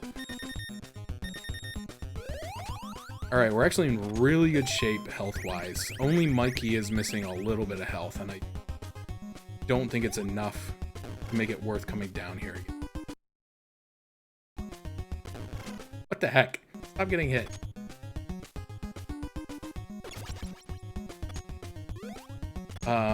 But yeah, so I decided, you know, I was trying to figure out like a themed month to do prior to next month. I'll take a minute to talk about next month. Fine. Next month is Tales of Appreciation. It's the month-long charity event that I do. I've done it for the past 2 years, so this will be year number 3, where everybody in the event plays a Tales RPG. So like Tales of the Abyss, Tales of Xillia, Tales of Vesperia, Tales of Graces, Tales of Symphonia, so on and so forth. There's several.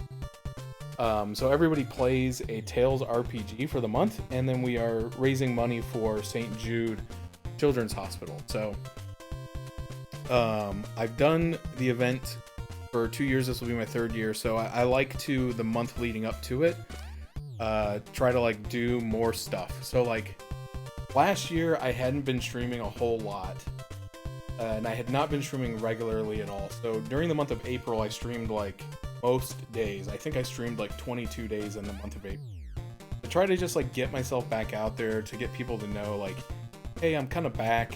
I'm going to be doing this event. Because it's really, again, it's not really about viewership. It's more about trying to raise money for St. Jude. So, I did a bunch of stuff in April last year, and that was really fun. So this year, I've been streaming more regularly. Like, I've taken a few short breaks of maybe like a week or so. But since last May, I've been streaming, you know, at least like 1 or 2, sometimes even 3 nights a week. For pretty much the whole year. So this year, I decided, since I don't need to like remind people that I'm still alive as much as in past years, it would be fun to like pick like a theme month. And so I don't know what led me to pick TMNT. I mean, I like TMNT. That's a big part of it. Why are these conveyor belts not moving me automatically? This is really weird. I like TMNT, but it was just one of those things where it's just like, well, yeah, there's probably a few TMNT games out there, surely, that I could fill up a month worth of content. And so I decided I was going to do this month. I'm calling it Turtle Takeover. And so every Tuesday, Wednesday, Thursday night this month, I'm going to be streaming, and I'm going to be playing. Oh, jeez, gotta fall in the hole, dude. Oh, this one doesn't have the walls. Okay, this one I can take my time. I think I get it with Don. I'm sorry, Mike. Don's more important.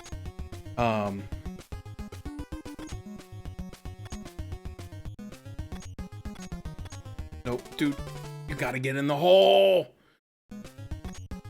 You too good for your home? Trap pizza. Classic trap pizza. Alright, I feel like that warrants a save. That's a tough part. At least in my memory, it was a tough part. So yeah, so I went and I scrounged through my collection that I have, and then I went and even found some more games.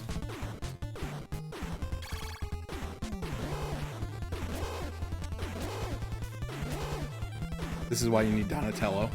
I found even more games that I didn't own, and I acquired them.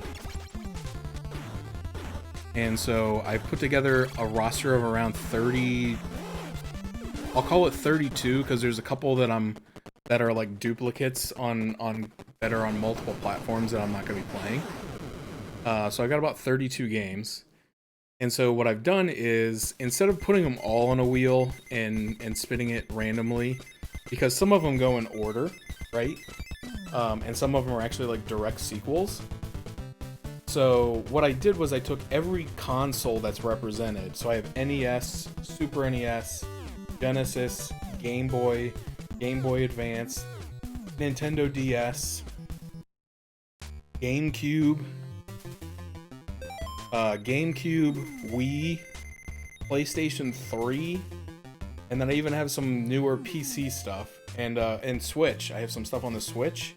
So what I did is I put all the consoles that are represented onto the wheel, and then what I do is whatever the next game chronologically on that console is, that's what I actually put on the wheel to spin. So there's like 10 or 11 options on the wheel at any given time until we start running out. So the first game we played was TMNT 2003 for the GameCube. We had a good time with that, sort of. It was a very mediocre game, but you know, it's a piece of history, right? So we played through that one, finished it yesterday, and then I spun the wheel, thinking like, man, I could really use a good TMNT game as a palate cleanser from that like really mediocre one, and then TMNT NES came up, and I was like, all right, well, I guess that's what we're doing. So here we are.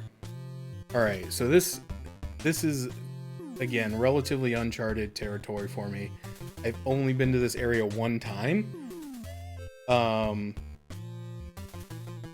And it happened to be in the first hole that I went in. So I'm just trying to read here to make sure there's nothing crazier, because I think it's just random. I think there's 5 potential areas, or maybe just 3. Yeah, there's 3 tunnels. Investigate all 3 tunnels in search of whichever tunnel leads to the Technodrome. Defeat it and break in. Okay. That's the hard part, is the defeat it and break in, but we'll cross that bridge when we get to it. So I think this is tunnel number 1.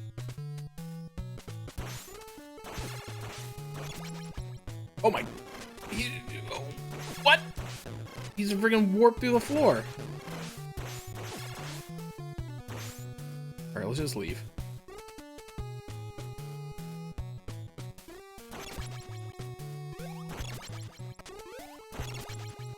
I don't know what any of these tunnels are like. I think you just work your way down, and then there will eventually be a room that should have a Technodrome in it, but might not have a Technodrome in it.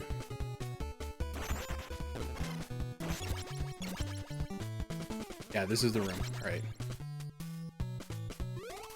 No Technodrome. All right. So in that case, we load.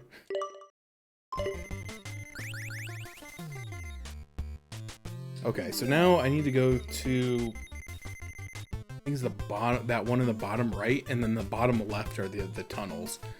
The other 2 are buildings where you can get health and some items if you need it. But I'm actually good on both right now because I cheat a lot. So we'll just we'll focus on the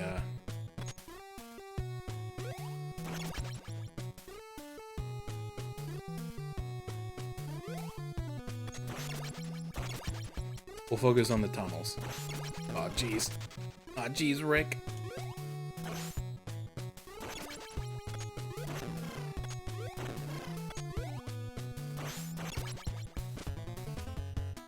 No. No. These guys do a lot of damage.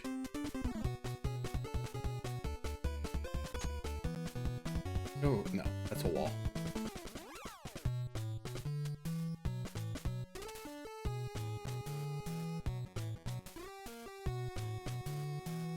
What am I supposed to do in the face of such hate? I wonder if this is worth using a couple scrolls. Let's wait for Roly-Poly to go to the right. Oh god. Alright. I think that was worth it.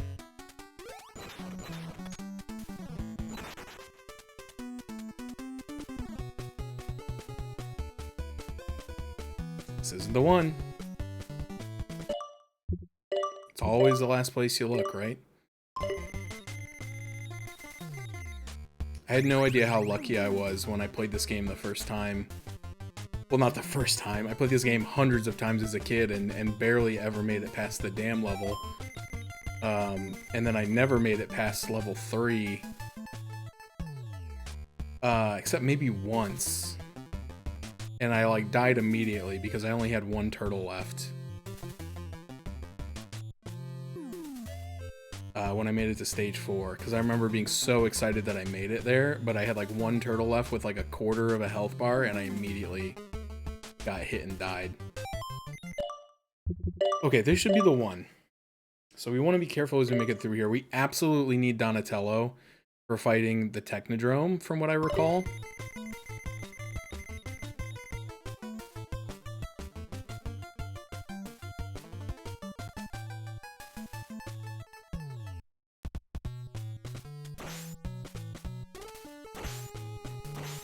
Reach to you guys with him.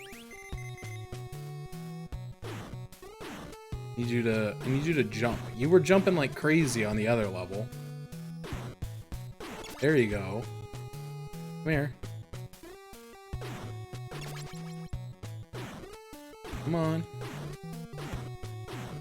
You can do it. Oh, he did it and I missed.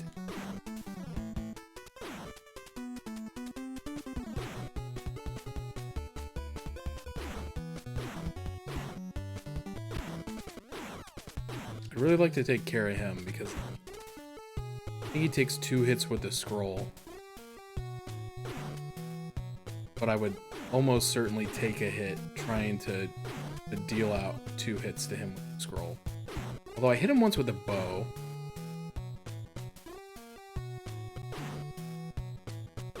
Come here, dude.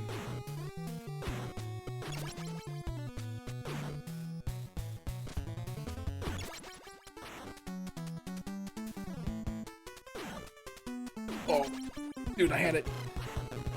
I beefed it. Okay. I don't want to lose the health. I'm sorry. I need Donatello to be healthy. I need him to be healthy.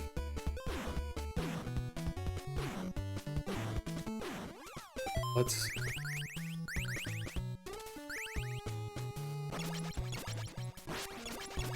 Okay. Acceptable.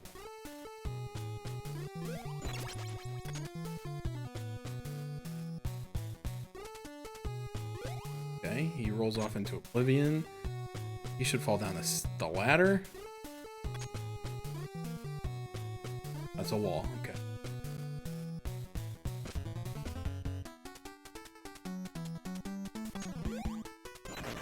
Okay, that's fine. It's less fine. It's not fine.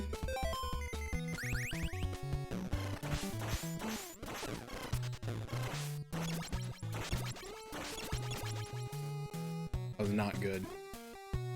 I should have rewound that.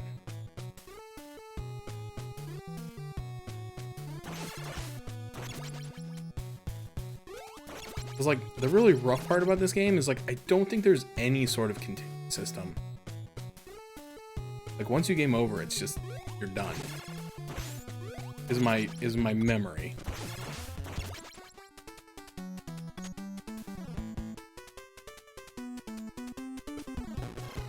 Man.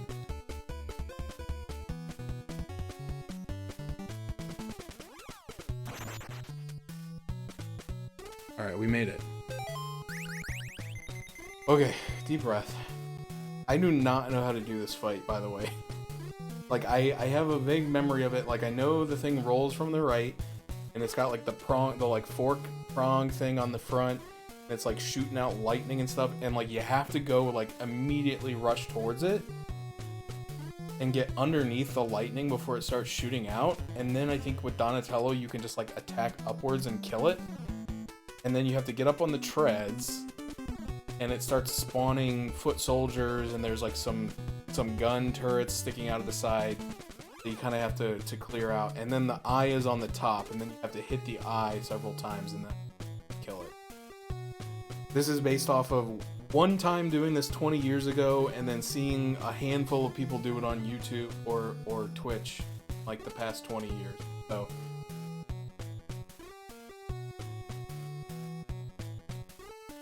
Alright, I really need to pee too, but I'm like, I'm gonna hold on to it and hope that maybe like the urgency to go to the bathroom will help me to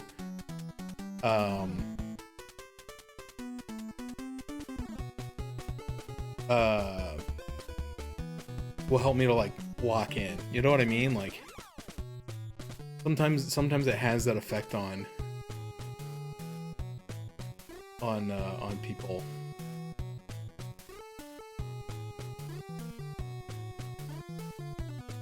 Alright. I save. I want to save. Let's go. If this isn't it... Okay, this is it. So we need to, like, be over here.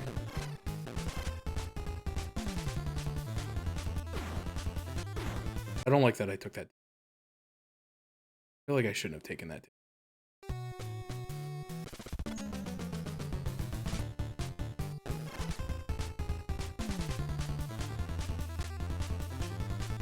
Does it ever turn off, is the question?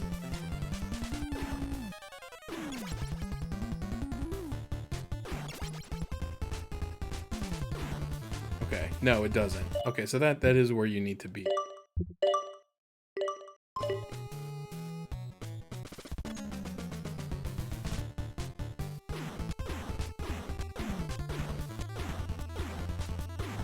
Okay, there we go.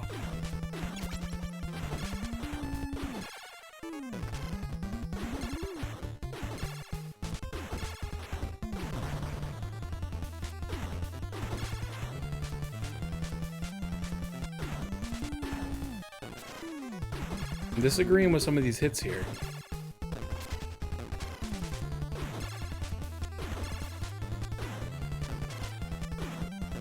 I'm gonna have to retry, I think. Let's. But we learned some things. That was a learning run. So what we did was correct. We want to come over here and duck. Let it come to us. I don't want to stand to the side because they tend to shoot straight down when they can. When the guy's laying on the floor, you need to take them out immediately because they do throw ninja stars.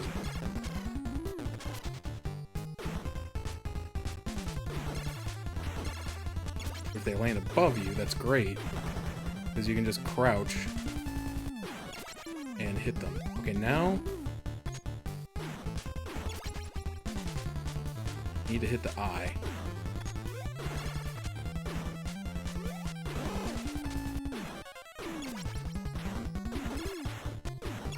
Oh, it sounds like it's doing damage. Can I break this?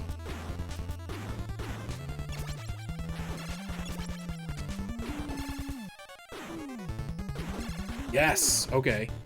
So now he's not even spawning anymore. This is wonderful news. Now we just need to take our time. Open up our shots. Wait for the eye to open.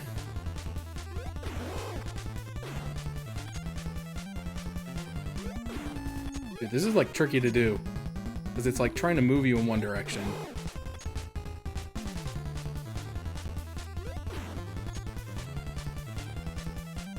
While you're trying to fight it.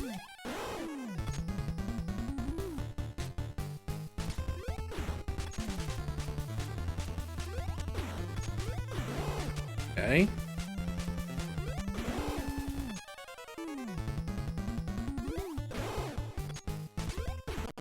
Yes! Did I cheat? A little bit. But that still feels really good. It's like only the second time in my life I've gotten this far.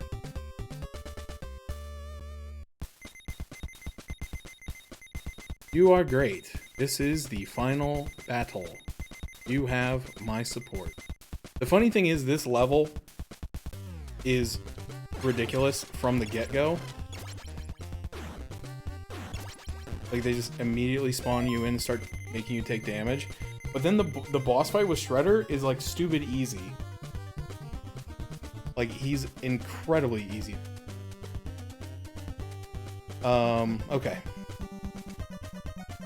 I need to use the restroom. Now that I've beaten the Technodrome, I need to empty my bladder of all that concentrated gamer energy. So we will be right back in just a couple minutes. Stick around for the hopefully epic conclusion of TMNT NES.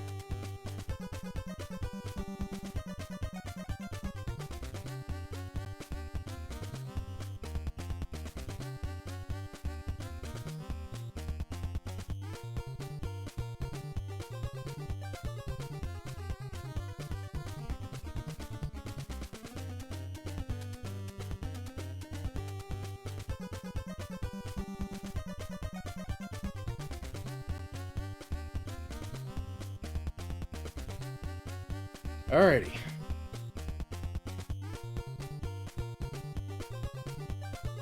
Are back.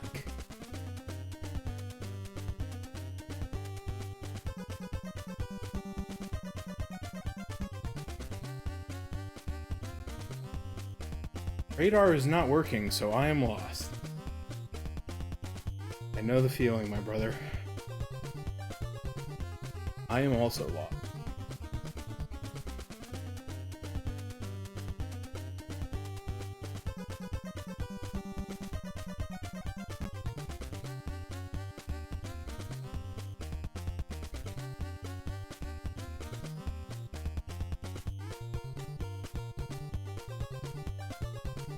Here's the thing.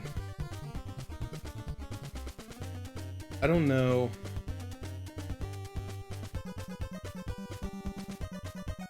Okay, there are a couple areas with pizza I see on the map.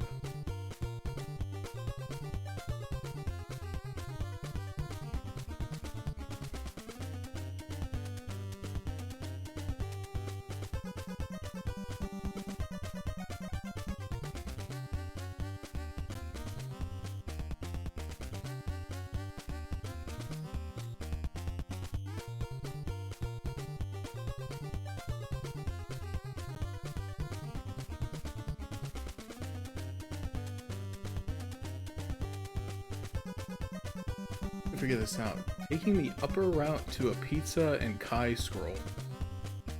Taking the lower route to a turtle. But if I don't need the turtle, I don't need to go there.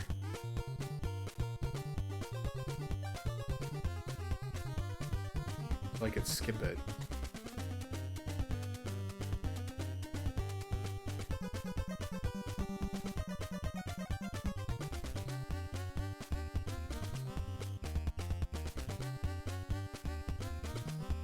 So this says, at this point, you have to make a decision. If you've lost a turtle and would like to reclaim him, you'll have to take the ladder below. If you have all 4 turtles and are more interested in finding more pizza,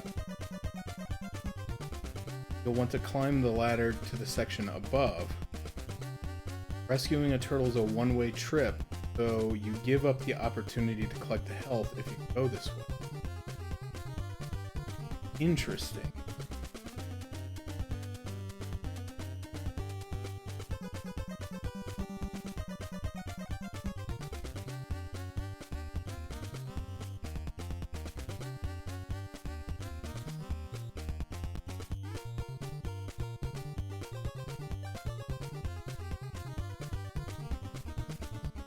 And it looks like there's potentially more pizza in part 2.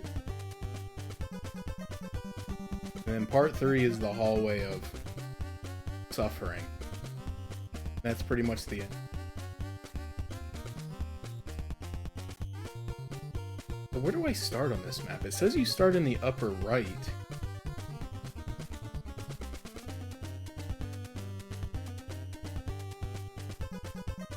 Oh, I see. So I'm sorry. I know you're not looking at the same map as I. Actually, hold on. I can. This map is probably more readable.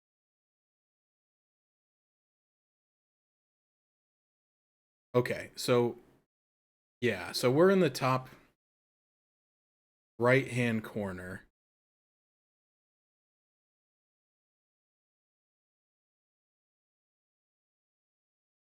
At least that's what it says. Yeah, okay, top right-hand corner. So we'll go down, and then if we skip the pizza altogether, we can get to the next area much quicker. But my recollection is like that little skinny hallway. Can I put my mouse on? I don't think I can. So like that skinny hallway where you have to like go to the left. Go to the left. Sorry, my camera's reversed. You would go to the left and then you have to go down and then go all the way back to the right is full of like bullshit. So you may end up taking more damage trying to get through there than it's worth. However, if you skip that and just go all the way to the left and then go up the ladder, it then takes you to part 2, which is here. And there's a scroll. And there's 2 pizzas. There's a half pizza and a whole pizza down here. I don't know. Well, I'll try to go for the pizza. I don't need to go for the turtle because I haven't lost anybody. Because I'm cheating. We'll try to keep it that way. So this is why, though,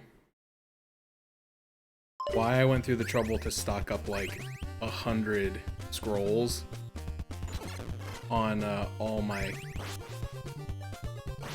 dudes, because these jetpack enemies are obnoxious. Alright, I thought I had the scroll equipped.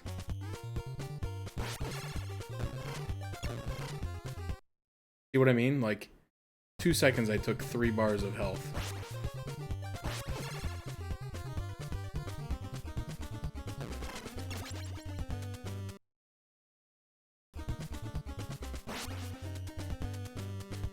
He just hovers over you. You can't even get out from under him.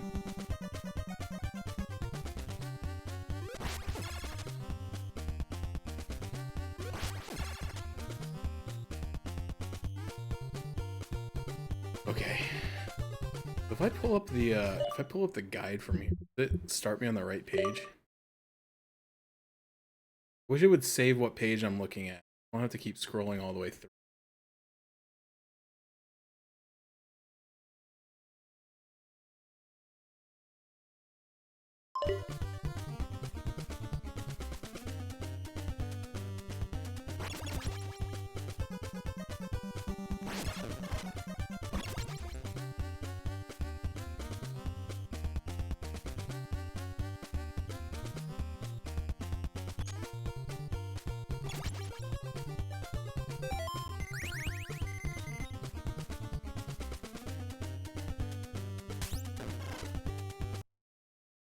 Why did I think that would work? Oh, I have the friggin' ninja stars equipped on my bow.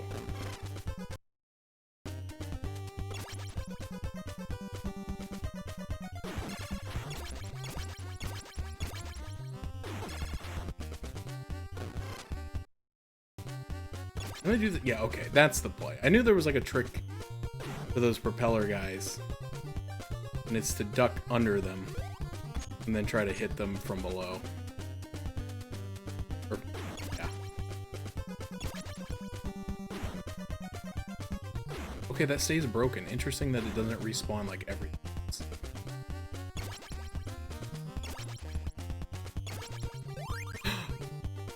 No, that's okay. That's okay. I almost lost my mind.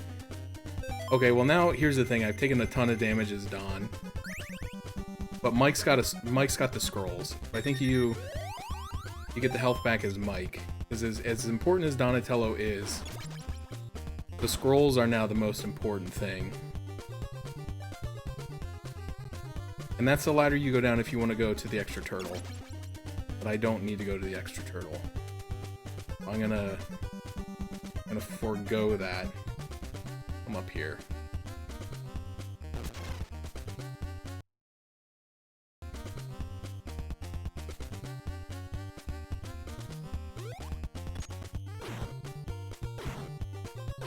Oh yeah, the mecha kangaroo.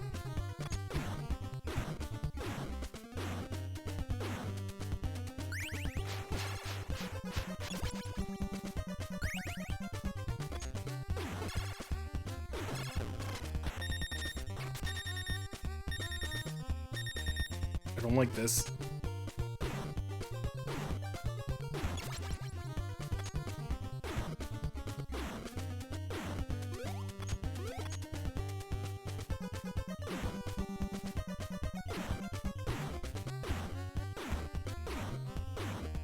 Jump.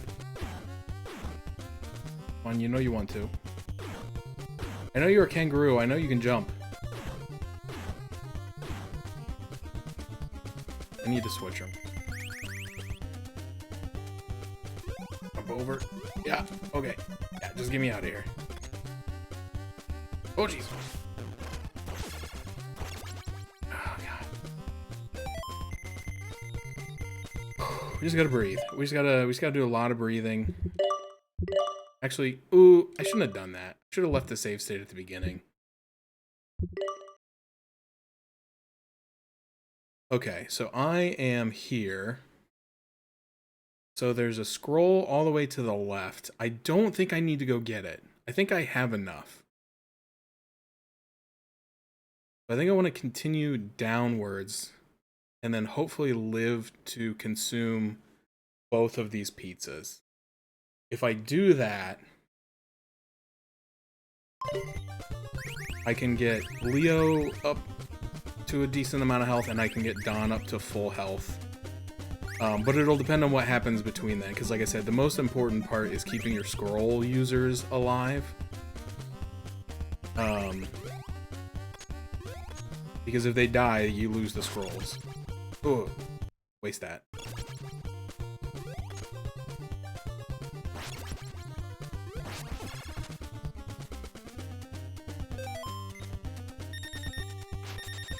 Oh, it's a boomerang.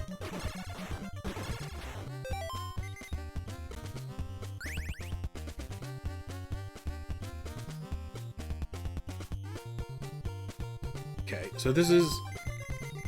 Sorry.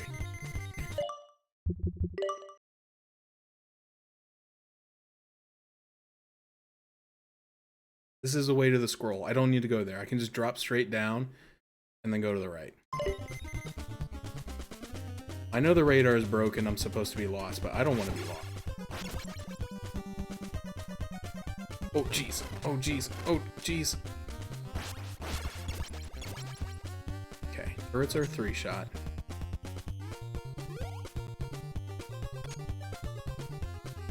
It's not where the pizza is?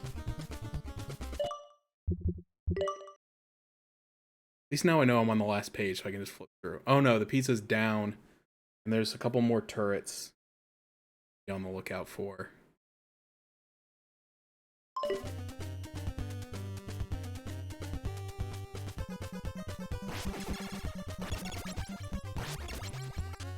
Ooh, nice.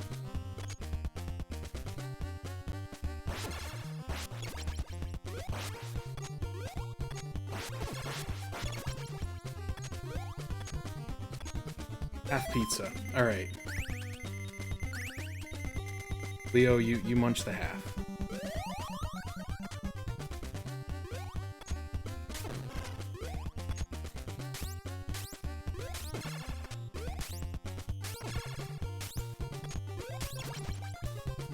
How many was that? Was that 3 or 4 hits with the...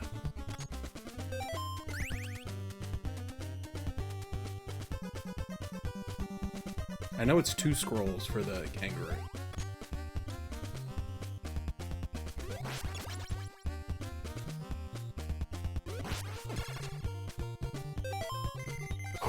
Breathe. Just gotta keep breathing. Just breathe. The trick is to breathe. Okay. We're gonna... We don't want to drop down. I think we need to hop across this. And that's where the full pizza is to the left. Donatello will eat that. What's up, Dave? Thanks for the lurk. I'm cheating like crazy, but I think we're gonna make it. I have a lot of scrolls saved up for the Tunnel of Doom.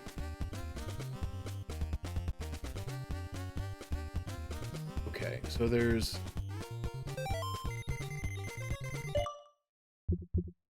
I'm looking at this as a lot. I just don't want to... Okay, so that doorway number 2 is an exit only. So I don't need to go over there to the right. I need to go to the left and then drop down. And then continue down and to the left to number 3, and then that's the hallway of bullshittery. But we got 99 scrolls on Raph. Still, I think. 89. Okay, 89 is plenty. And then as long as we can make it to the Shredder fight with Leo or Don alive, I think we're okay. But we need Mike and Raph to get us there.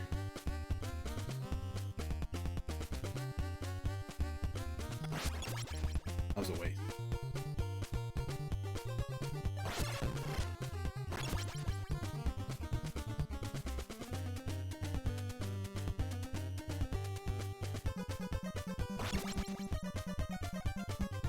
This stuff go off the screen. Oh, it's not gonna go off the screen. Okay. Just leave.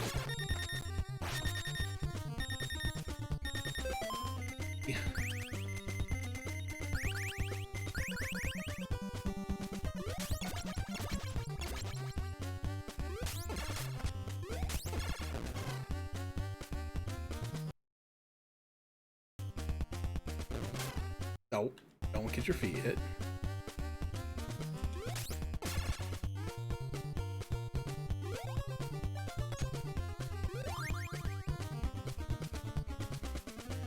Go to the right. Just go to the right.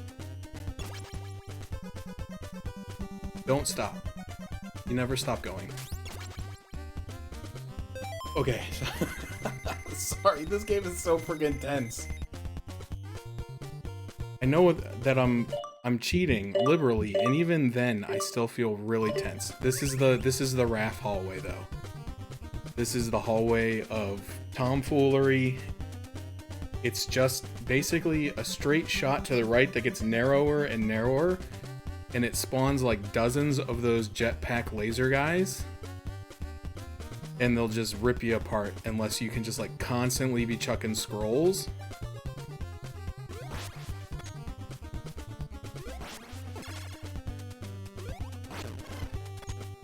And not dying. That's the other important part. Actually, it's probably the more important part. Not gonna save. I'm not gonna save because I took a lot of health damage. We're gonna keep going. I just need a minute. He didn't die after 2. Okay, be very careful here. You load game. Load the game. Don't save the game. Load the game.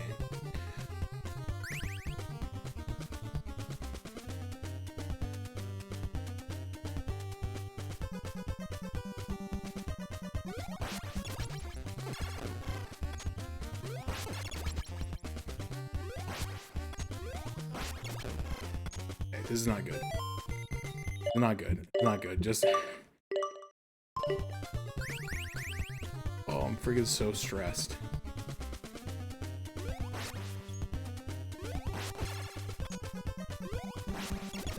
Okay.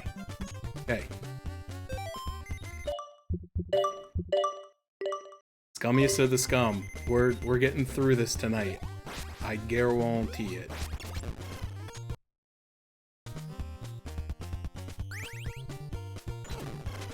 It doesn't even kill it in one hit. That's messed up. Thought I could save on weaponry, killing the propeller guy with. Apparently, Raphael's weapon is not strong enough to do it. Okay.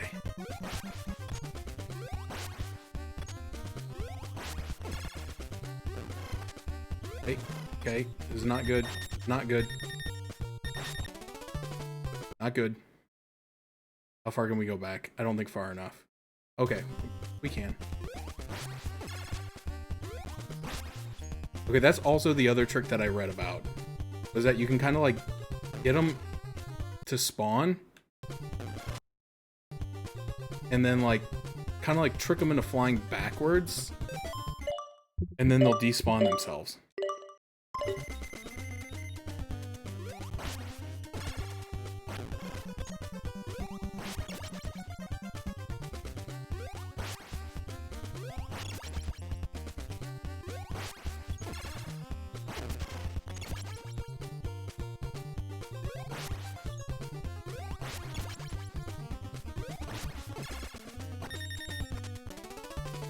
I will say though, without like the screen flicker and slowdown, this part is like at least more consistent. I don't want to say it's easier.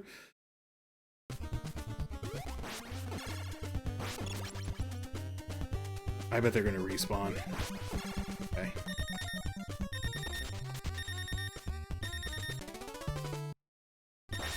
Wasn't quick enough on the trigger finger there. Yeah, see, if you throw them too fast, they don't register.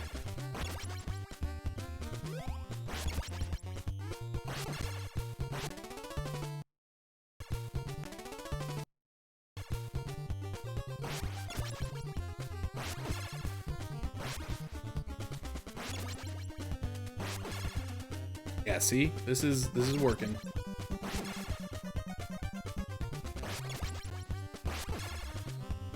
Imagine doing this without cheating. This is like... I can't even imagine this. Being able to act like... I have no idea. Well, like, I do have an idea. Like I said, I think I made liberal use of save states when the one time I completed this game.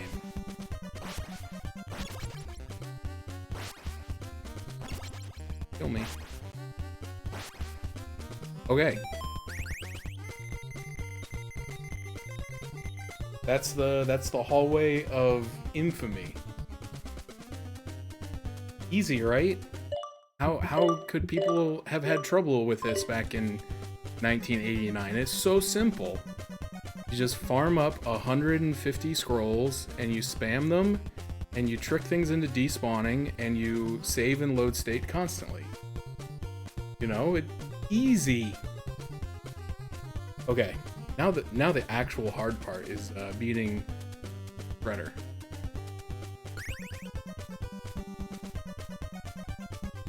Wait a minute, this is not Shredder. Where's Shredder?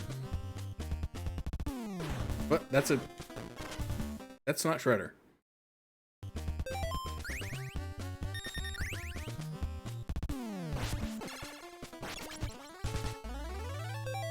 It's supposed to be Shredder. I thought the next room was the Shredder room. As in the room with Shredder, not the room where you take things. Okay, here's the actual. Right on the save. I don't think we'll need it. Here he is.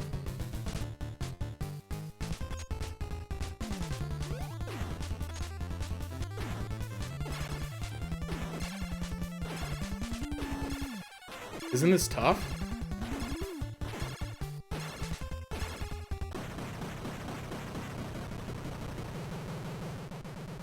This is so stupid. The boss is so stupid. Everything else in the game was harder than this. Literally everything. Hey, I got an achievement for finishing TMNT 1. You defeated Shredder and saved the world. Now I can turn back to my human form. For like a week until TMNT 2 comes out. Because he's a rat in that game. You guys have excelled my skill. Oh, Splinter is back to his real form. You guys are great. Thanks for your help. Let's celebrate with a pizza. I also love that there are different versions of the lore where sometimes he was a human who was mutated into a rat somehow with magic powers. And then other times he was a rat who went into the mutagen with the turtles and became a big rat. I don't know which one is technically canon. I know which one happened in the movie. And I know that's not what happened in the cartoon. Apparently not what happened in this. Oh my goodness. The game is stressful, even with cheating. I don't know how kids were expected to do this. Alright. Well, here's the part that everybody loves. I'll leave the music going in the background.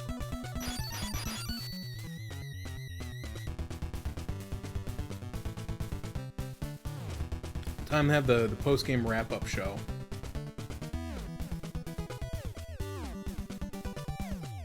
So, so I do want to make like a...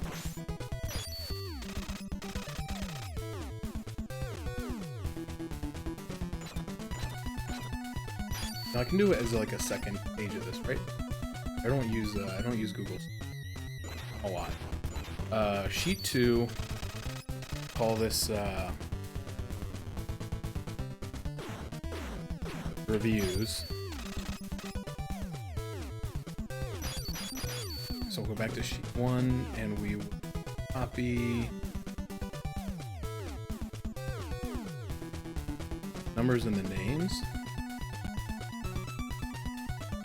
Alright, so I have to remember now what the categories I used last night were. I know I did 7. I did 7 total. So I know, let's get the easy ones out of the way. Graphics, sound, gameplay, innovation, story. Wait, was story one of them? Sorry, I just realized you can't see any of this, but that's okay. I'll pull it up here when I'm ready.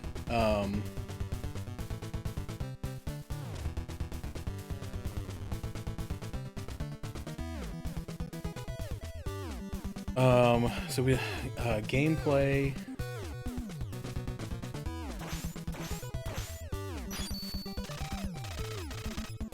art, story, performance. Whoops.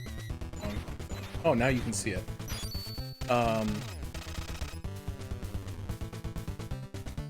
Yeah, let's put graphics, sound, gameplay. We'll do controls, story,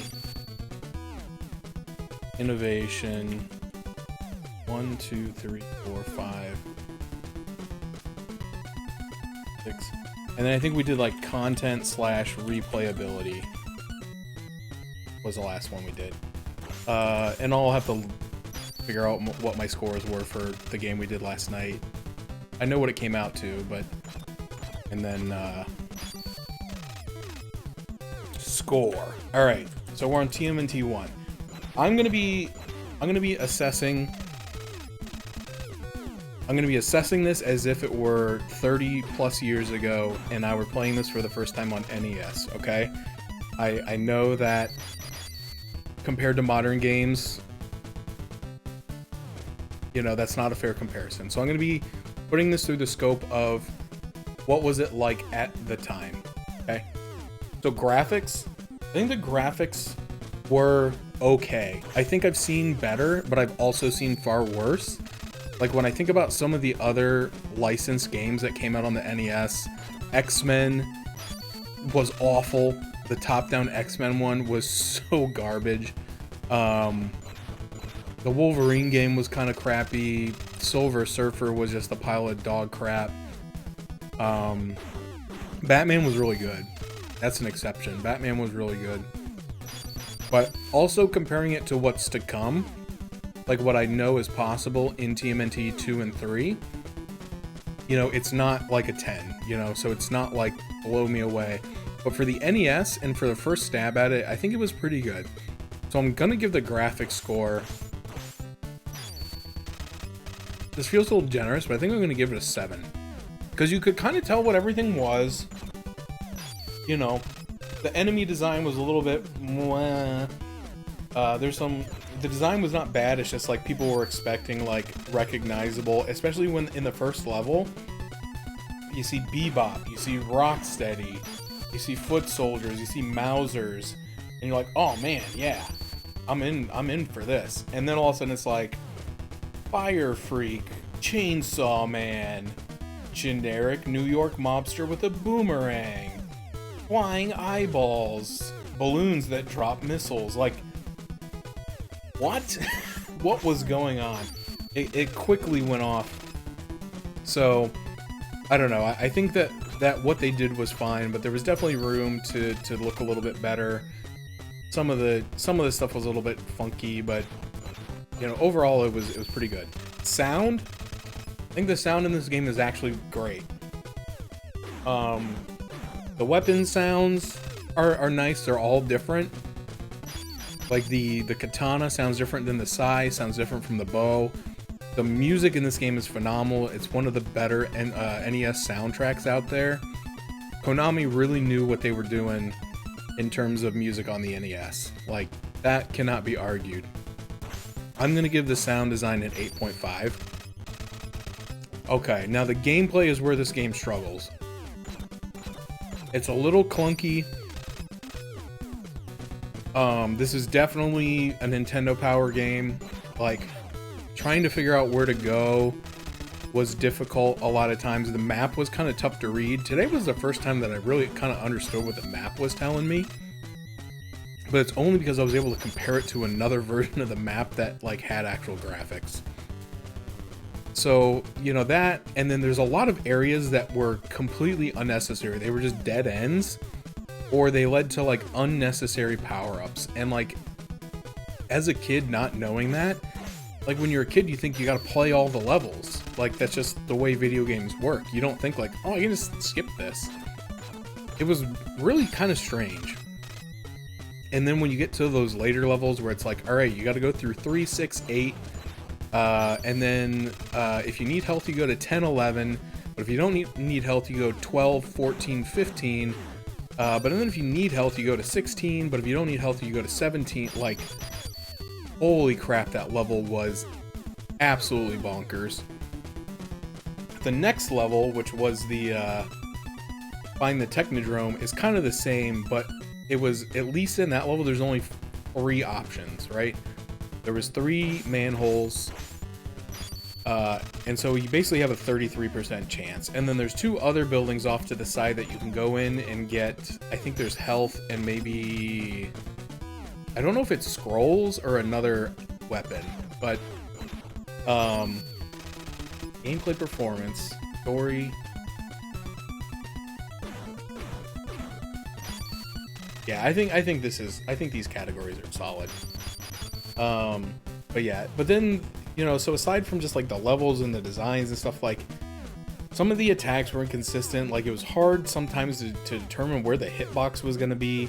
Sometimes you would feel like you should have hit something and you didn't. Other times you'd feel like, all right, if I duck this attack, I can see it going over my head clearly, but I get hit by it. And it was really frustrating. The enemy placement was sometimes really annoying. The fact that they respawn if you just nudge the screen a little bit back in the other direction.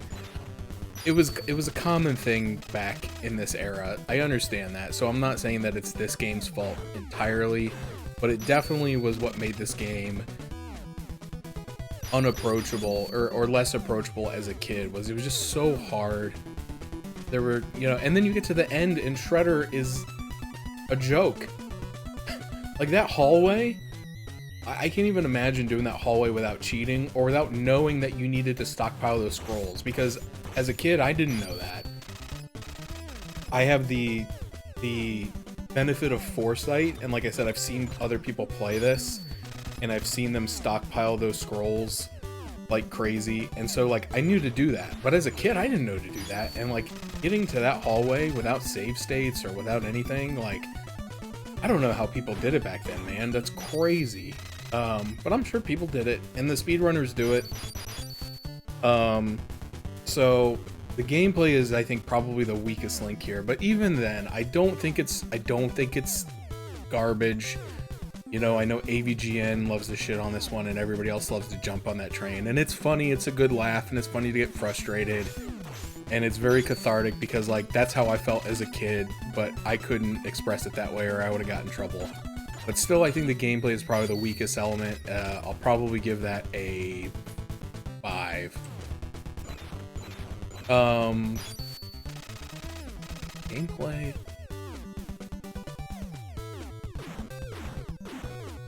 So, well, hold on. I'm looking at these things we did just. Gameplay, performance, story, audio, graphics. Well, I see audio and sound on there.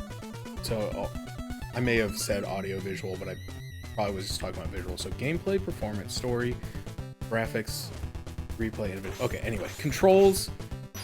Controls, I think, were okay. They were not the best, but they weren't the worst either. Like, I remember a lot of NES games where, like, the jump was a commitment. Like, you could not control yourself after you jump. Some games you can't attack after you jump. Like, even comparing it to TMNT 2003, the jumping attack in that game versus the jumping attack in this game, like, the jumping attack in this game is, like, up here compared to TMNT 2003. Now, compared to other games, like, there's stuff that's up here for sure. Like, jumping attack, you could jump, you could hit, you could swing up, you could swing down. So you could, like, hit enemies through the floor and just, like, I know that's kind of cheesy, but, you know, it's how you play the game. So I think the controls were good, not great. So I'm probably gonna give those about a 6. Story was hardly existent. I do like, again, looking at it from a perspective of an NES game. It was one of the first NES games that I played that had little cutscenes, and they weren't a lot, and they didn't tell a whole lot. But the fact that they were there, like you see the turtles go into the sewer and they open the door and the place is trashed. Shredder's on the TV. Oh, I kidnapped your master. You gotta come get me. Blah, blah, blah.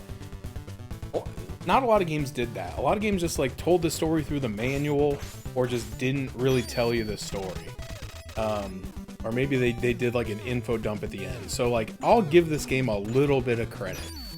Now, granted, beyond that, we don't really know what the plot was. Like, we don't know what Shredder was up to. Like, he wasn't like stealing something, or you know, there was no like nefariousness. It was just like, this guy exists and we want to kill him, which I guess is good enough. So I think, again, kind of weak, but because he had stuff like cutscenes in an NES game, I'll bump it up to a 6.5. As far as like originality, innovation, again, I don't know. There was a lot of platformers on the NES. That was kind of like the bread and butter, right? There was tons of platformers. But again, this one did a lot different. Like having the overworld be explorable. Again, it was a learning process, but like being able to figure out like, oh, I don't need to go to every level. I can skip some and save myself some time. Or, you know, I can just go to this one and get the health and then bounce and then repeat it. You know, not a lot of games were doing stuff like that. Most of them were just like, you go from level 1 to 2 to 3 to 4, and when you beat a level, black screen, here's level 2. So, you know, they were at least doing some things different. Having 4 playable characters that all kind of had strengths and weaknesses, not something that you see in a lot of NES games. Again, a lot of times you're seeing either just 1 or 2 characters. If it's a 2-player game, most of the time they're pretty similar, if not just a palette swap. But having like individuality, having different statistics, like, you know, you'd love to see it taken a little further and maybe a little bit more balanced. Like Donatello was the clear GOAT. His weapon was just so much better than everyone else's. Like the fact that it was slow did not detract enough from the power of his weapon to make him not the clear leader, right? So it would have been cool if like some of the other turtles had better stats like jumping or defense or speed or something like that to kind of like make up for the fact that their weapons weren't as good. So there was still some room for improvement, but as far as innovation, again, I think I'd probably rate this somewhere around like a 6.5, because again, platformers were a little bit overdone, but it was at least more than a left to right jump up and down type thing. Like there was some depth to it. In fact, I'll even go as far to say as 7. Content and replayability. So the game is not long. We saw, actually I can show here. Let me flip back real quick to the capture. If we quit the game. Again, this is a really cool thing about the Cowabunga collection, not about this game. But they actually have, in addition to the enhancements where you can turn off the screen flicker and the slowdown, which was a great addition for this, and then the strategy guide or walkthrough, they actually have this option where you can watch the game be played from start to finish, and then at any point in the game, you can hit the button and take over. And now you're playing it. Now you can't go back to the video taking it over. It doesn't work that way. But like, I can just let this go, and this guy will, I'm assuming probably like, this is probably tool assisted. He'll probably make it through this without taking a hit. Like in theory, you can probably get to, you know, the Technodrome with all your turtles and all your health, but you probably won't have all the resources, because I'm doubting that the strategy guide here is going to grind for scrolls or throwables. But anyway, I think this is really cool. But you could see there, the game is only 35 minutes long, give or take. Now, obviously it took me a lot longer than that. I had to do a lot of loading. I had to do some grinding for scrolls and for pizzas. So, you know, but even then, we're coming in at under 3 hours, give or take. Which, if I pick this up off the shelf, just like theoretically, if I picked this up off the shelf in 1989, 1990, whatever, and I took it home and I beat it in 35 minutes and I paid $50 for it, I would have been pretty upset. But that, again, was very common back in the day. And that's why the game, I feel, is as difficult as it is because it's meant that you were supposed to play it many times to learn these things, learn the boss patterns, learn the tricks, learn the levels you can skip versus the levels you can't. I mean, so I think there is a great deal of replay value. I mean, speaks volumes the fact that, like I said, I had this game as a kid and I played it for probably hundreds of hours, realistically, because it was one of the only games I had when I first got my console, and I loved TMNT back then. But I never beat it as a kid. I didn't beat it until I was an adult. Don't take that, don't clip that out of context. Yeah, I mean, I played this game for dozens, if not hundreds of hours. I shouldn't say hundreds, probably over 100. And I still didn't beat it. So the replayability was there, but unfortunately, I do make a distinction between, like, is it replayable because I enjoy it and I had fun and I want to play it again? Or is it replayable because it was incredibly hard, there's no continues, once you game over, it's game over, there's only a few extra lives in the entire game, they do not respawn, one of them is on the very last stage, so it's like, I don't know. So I do make a distinction between replayability for fun versus replayability for difficulty. But I think that both do have a certain sort of value, but I value fun over difficulty. So, with that said, let me flip back to, there we go.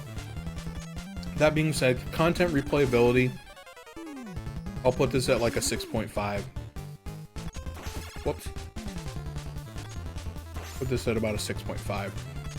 Because the game itself, not very long. There's not a lot of bosses, which is kind of crazy. Like in these first set of stages, you fight Bebop and Rocksteady, and you think like, oh, there's going to be all these iconic bosses. But then the boss of the next stage is a dam. You have to swim through a dam and deactivate bombs. There's no actual enemy. The boss of Area 4, I think, is a giant Mauser, which was fine. The boss of... No, I'm sorry. The boss of Area 4 was a Mecha Turtle, which I don't think was a real thing. I don't know. Maybe it was in the comics or something. I know there was a mechanical turtle. His name was... not Chrome Dome. Oh, I did this the other day, too. I even went back and thought about this and, like, remembered what it was. Because I looked at some... He's a boss in TMNT, in Turtles in Time. Why can I not remember this? Anyway, it doesn't matter. There is a robot turtle in the cartoon in the comic, but this is not that turtle. So anyway, it didn't really have a lot of the iconic bosses and stuff like that. So it was a little bit of a disappointment in the content section. All right. So that being said, we'll do some quick math here. And so I give it a 7, 8.5, 5 for gameplay, 6 for controls, 6.5 for story, 7 for innovation, 6.5 for content replayability, divided all by 7. You have a 6.6.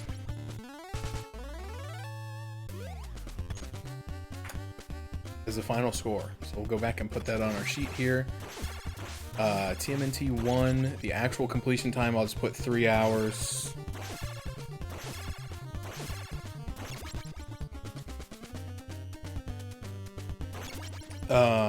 And then the score, we gave it a 6.6. Now, for my curiosity, this time I'll do it in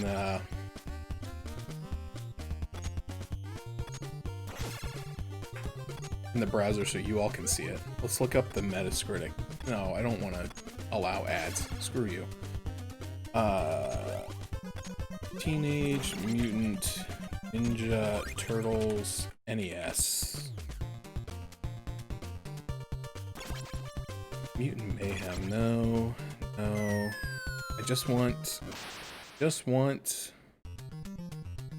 the original Teenage Mutant Ninja Turtles video game.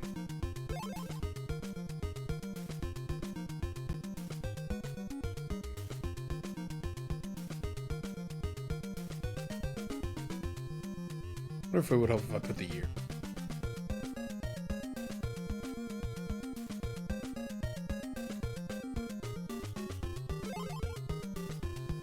I bet it's not on here, honestly. I don't know if Metacritic goes back this far.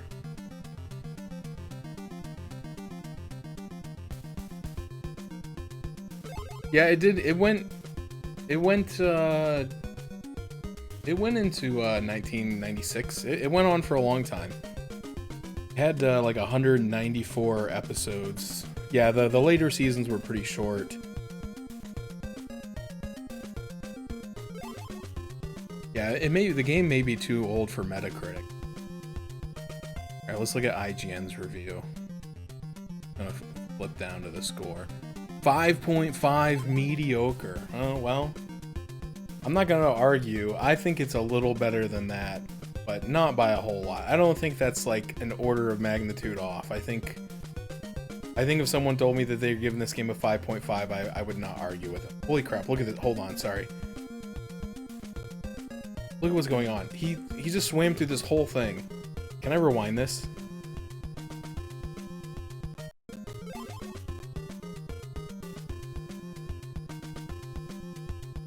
I need for everyone to see. Like, look at the... This is insane to me. Like, number one, he's doing this level with Leonardo. That's crazy. Number two, watch him go through the electrified seaweed. This is... I'm so upset. Like, because he's clearly touching it in some spots. Like I said, I know that there's some wonkiness with the hitboxes. The fact that they can make it through this without taking a hit is crazy. Because the timing on those like electric things, a lot of them are really tight. And so you have to be like I said, you kind of have to be buffering the A button to swim. Like, it's not as responsive as they're making it look. Like, especially if you come to a complete rest on the bottom, you have to like mash a little bit to like get off. And then you can see here, like, you're constantly being pulled by like different objects. There's like gravity involved. It was so frustrating. But to see them do it and not take a hit is... And then of course, like, you know, I got here and it was already playing the Go Faster music because I was under 20 seconds. And so I was stressing out. See, he just friggin' right through. That's crazy. Crazy. What a gamer. I still think this is so cool though, especially for this game. For the arcade games, probably not that important, but to have like this like task run on here that you can watch and see how like each level is meant to be played, how to get through them as quickly as possible, how to do it without taking damage, and then to be able to just pick it up at any point, be like, okay, my turn, and then you like, oh, I beat the game. That's kind of crazy, but I love it. I think that's a great feature for a retro collection. I would love to see that more often, because there are some times where there's certain levels that are just really hard, and you've never gotten to see the game beyond that point, and that's kind of why I was okay with using some save states and rewinds. Well, I say some, but like a ton, because I really wanted to just see the game through and finish it, instead of being stuck, because it's not the point of this month, is not to like get frustrated at games, it's to see as many as possible. So I'm glad that I was able to kind of do this as a one-off. Anyway, that's really cool. Anyway, I'm gonna stop gushing about it. But yeah, so that's my review. I give it a 6.5. IGN gave it a 5.5. Again, I won't argue. I think that's more than fair. Here's the map I was using. This map was just a little easier to follow on some of the things.